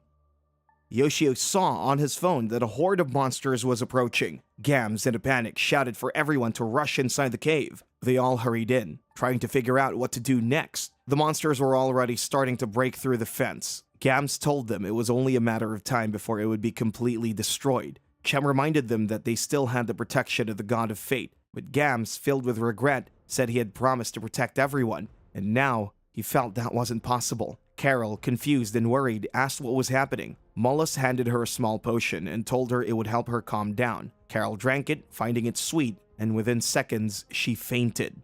Layla gently held Carol, thanking Mullis for calming her down and saying that now her daughter wouldn't have any more frightening thoughts. Tears filled her eyes. But suddenly, Chem suggested that they might still be able to save at least one person. The others looked at her, confused, as she explained that they hadn't offered a tribute to the God of Fate that day. If they sent Carol as a tribute, Chem believed there might be hope. Everyone was shocked, unsure if it was even possible to offer a person as tribute. Gams, seeing no other option, said they had no time, so they had to try it. Layla placed Carol in front of the statue of the god of fate, asking for his care and forgiveness for their failure. Suddenly, a bright light filled the cave as the summon golem ability activated. They were stunned to see a massive golem appear, holding Carol. Yoshio had finally activated it. Everyone was thrilled as the golem began moving toward the monsters. Yoshio realized the monsters were surrounding the cave, so he decided to use the golem to fight them all. He didn't care if he had to burn through all of his fate points to win. He rushed outside with the golem, charging through the monsters and taking them down. Gams cheered, encouraging everyone to follow the god of fate. As Yoshio continued, he noticed 3 red cyclops among the horde. He decided to handle the larger monsters himself, leaving the smaller ones for the others. Facing the 3 cyclops, he knew fighting them all at once would be tough. He ran around, kicking up dust so he could hide in the smoke, using it to take stealthy shots at them. Switching to a long-range view, he could see his targets more clearly. He began striking from a distance, managing to kill one of the cyclops. He dodged the attacks from the remaining 2 and then quickly countered, taking out another. Now it was down to a one-on-one fight. Both charged at each other. When the Cyclops swung its weapon, Yoshio dodged and immediately struck back, delivering a fatal blow to its face and killing it. Yoshio shouted with excitement, celebrating with everyone as they had all defeated the smaller monsters. The group cheered, feeling victorious. However, Yoshio suddenly heard an alert from Yama's phone. Curious, he picked it up and saw a game over notification, along with a message saying that all of Yama's memories would be erased. Shocked, Yoshio realized that Yama had never been informed of this. It was hard for him to believe, but he wondered if Yama would really forget everything that had happened today. Despite his thoughts, Yoshio felt a sense of relief knowing that Yama wouldn't remember the harm he had caused the villagers. He also wondered if Yamamoto's behavior was a result of the game driving him crazy. Suddenly, Yama woke up, confused, saying it was getting late and asking where he was. Yoshio was stunned and asked if Yama had already forgotten. Yoshio quickly made up a story, telling Yama they were having a year-end party at his house and he had fallen asleep. Yama confirmed, saying he couldn't really remember much except that a suspicious man had appeared at his house in the evening and used some kind of hypnosis on him. Yama seemed puzzled as he struggled to remember if he'd been drinking at Yoshio's place. Hearing this, Yoshio was shocked. Could someone have been controlling Yama to make him lose the game? The thought troubled him deeply. Yama asked if he had broken anything while drunk, offering to pay for any damages. Yoshio, still in shock, wondered if there were really people who would go to such extremes for a game. He forced a smile and reminded Yama that he had plans for the new year. Yama agreed, apologizing for causing trouble, and said he would head home. Yoshio wished him a happy new year as Yama left. Turning to Seika, Yoshio checked to see if she was alright. She opened her eyes, gently holding his face and asking if he was okay. She looked around, confused, and asked about the lizard. Yoshio reassured her, telling her to calm down and that he wasn't hurt. He joked about her being exhausted from all the cleaning for the year end. To keep things simple, he explained that she might have had a nightmare. Seika nodded, agreeing that it must have been a dream, otherwise she wouldn't be unharmed. She mentioned the lizard from the nightmare, unaware that Destiny was actually hiding behind Yoshio's hair. Seika then started preparing their next meal, and together they celebrated the new year peacefully. A few weeks later, Yoshio observed that Yama's behavior had returned to normal. He was working diligently, no longer possessed by the dark influence that had affected him before. Meanwhile, the villagers had also rebuilt their homes and the facilities that were destroyed during the evil god's temptation. Life in the village had returned to a peaceful state and everyone seemed content. Carol, with a bright smile, proudly showed off a new carved figure she had made to offer to the god of fate. Chem, however, was a bit annoyed upon seeing it, but despite that, the village was thriving once more. Suddenly, there was a knock at the door. Sayuki and her dad were there, and they had come to see the lizard. Sayuki mentioned that if they uploaded photos of the adorable lizard on social media, it would definitely go viral. However, Yoshio quickly told her that she couldn't do that, explaining that the lizard was a specialty of the village, selectively bred. He thought to himself that if the world where Gams and the others lived truly existed, everything strange that had happened would make sense. But if it was just a game, he had no real explanation. He wondered why a game would be connected to another world called the Village of Fate and why it had come to him. He also reflected on what Yama had hinted about another player, leaving him still confused. The next day, Seika came by his house, ready to go out with him. His mother playfully teased him, asking if he was going on a date. Seika explained that they were just going out to have some sweets, and her mother jokingly said she wanted to join them, but she quickly added that she shouldn't interrupt the special moment between two people. Yoshio quickly denied it, saying there was nothing like that and that he was just escorting her. They stepped outside and he asked if they should get going. Seika smiled and agreed, and they walked off together. And so this was the story of how Yoshio, a NEET for 10 years, became the god of fate and saved the villagers, and how in turn, the village of fate saved him.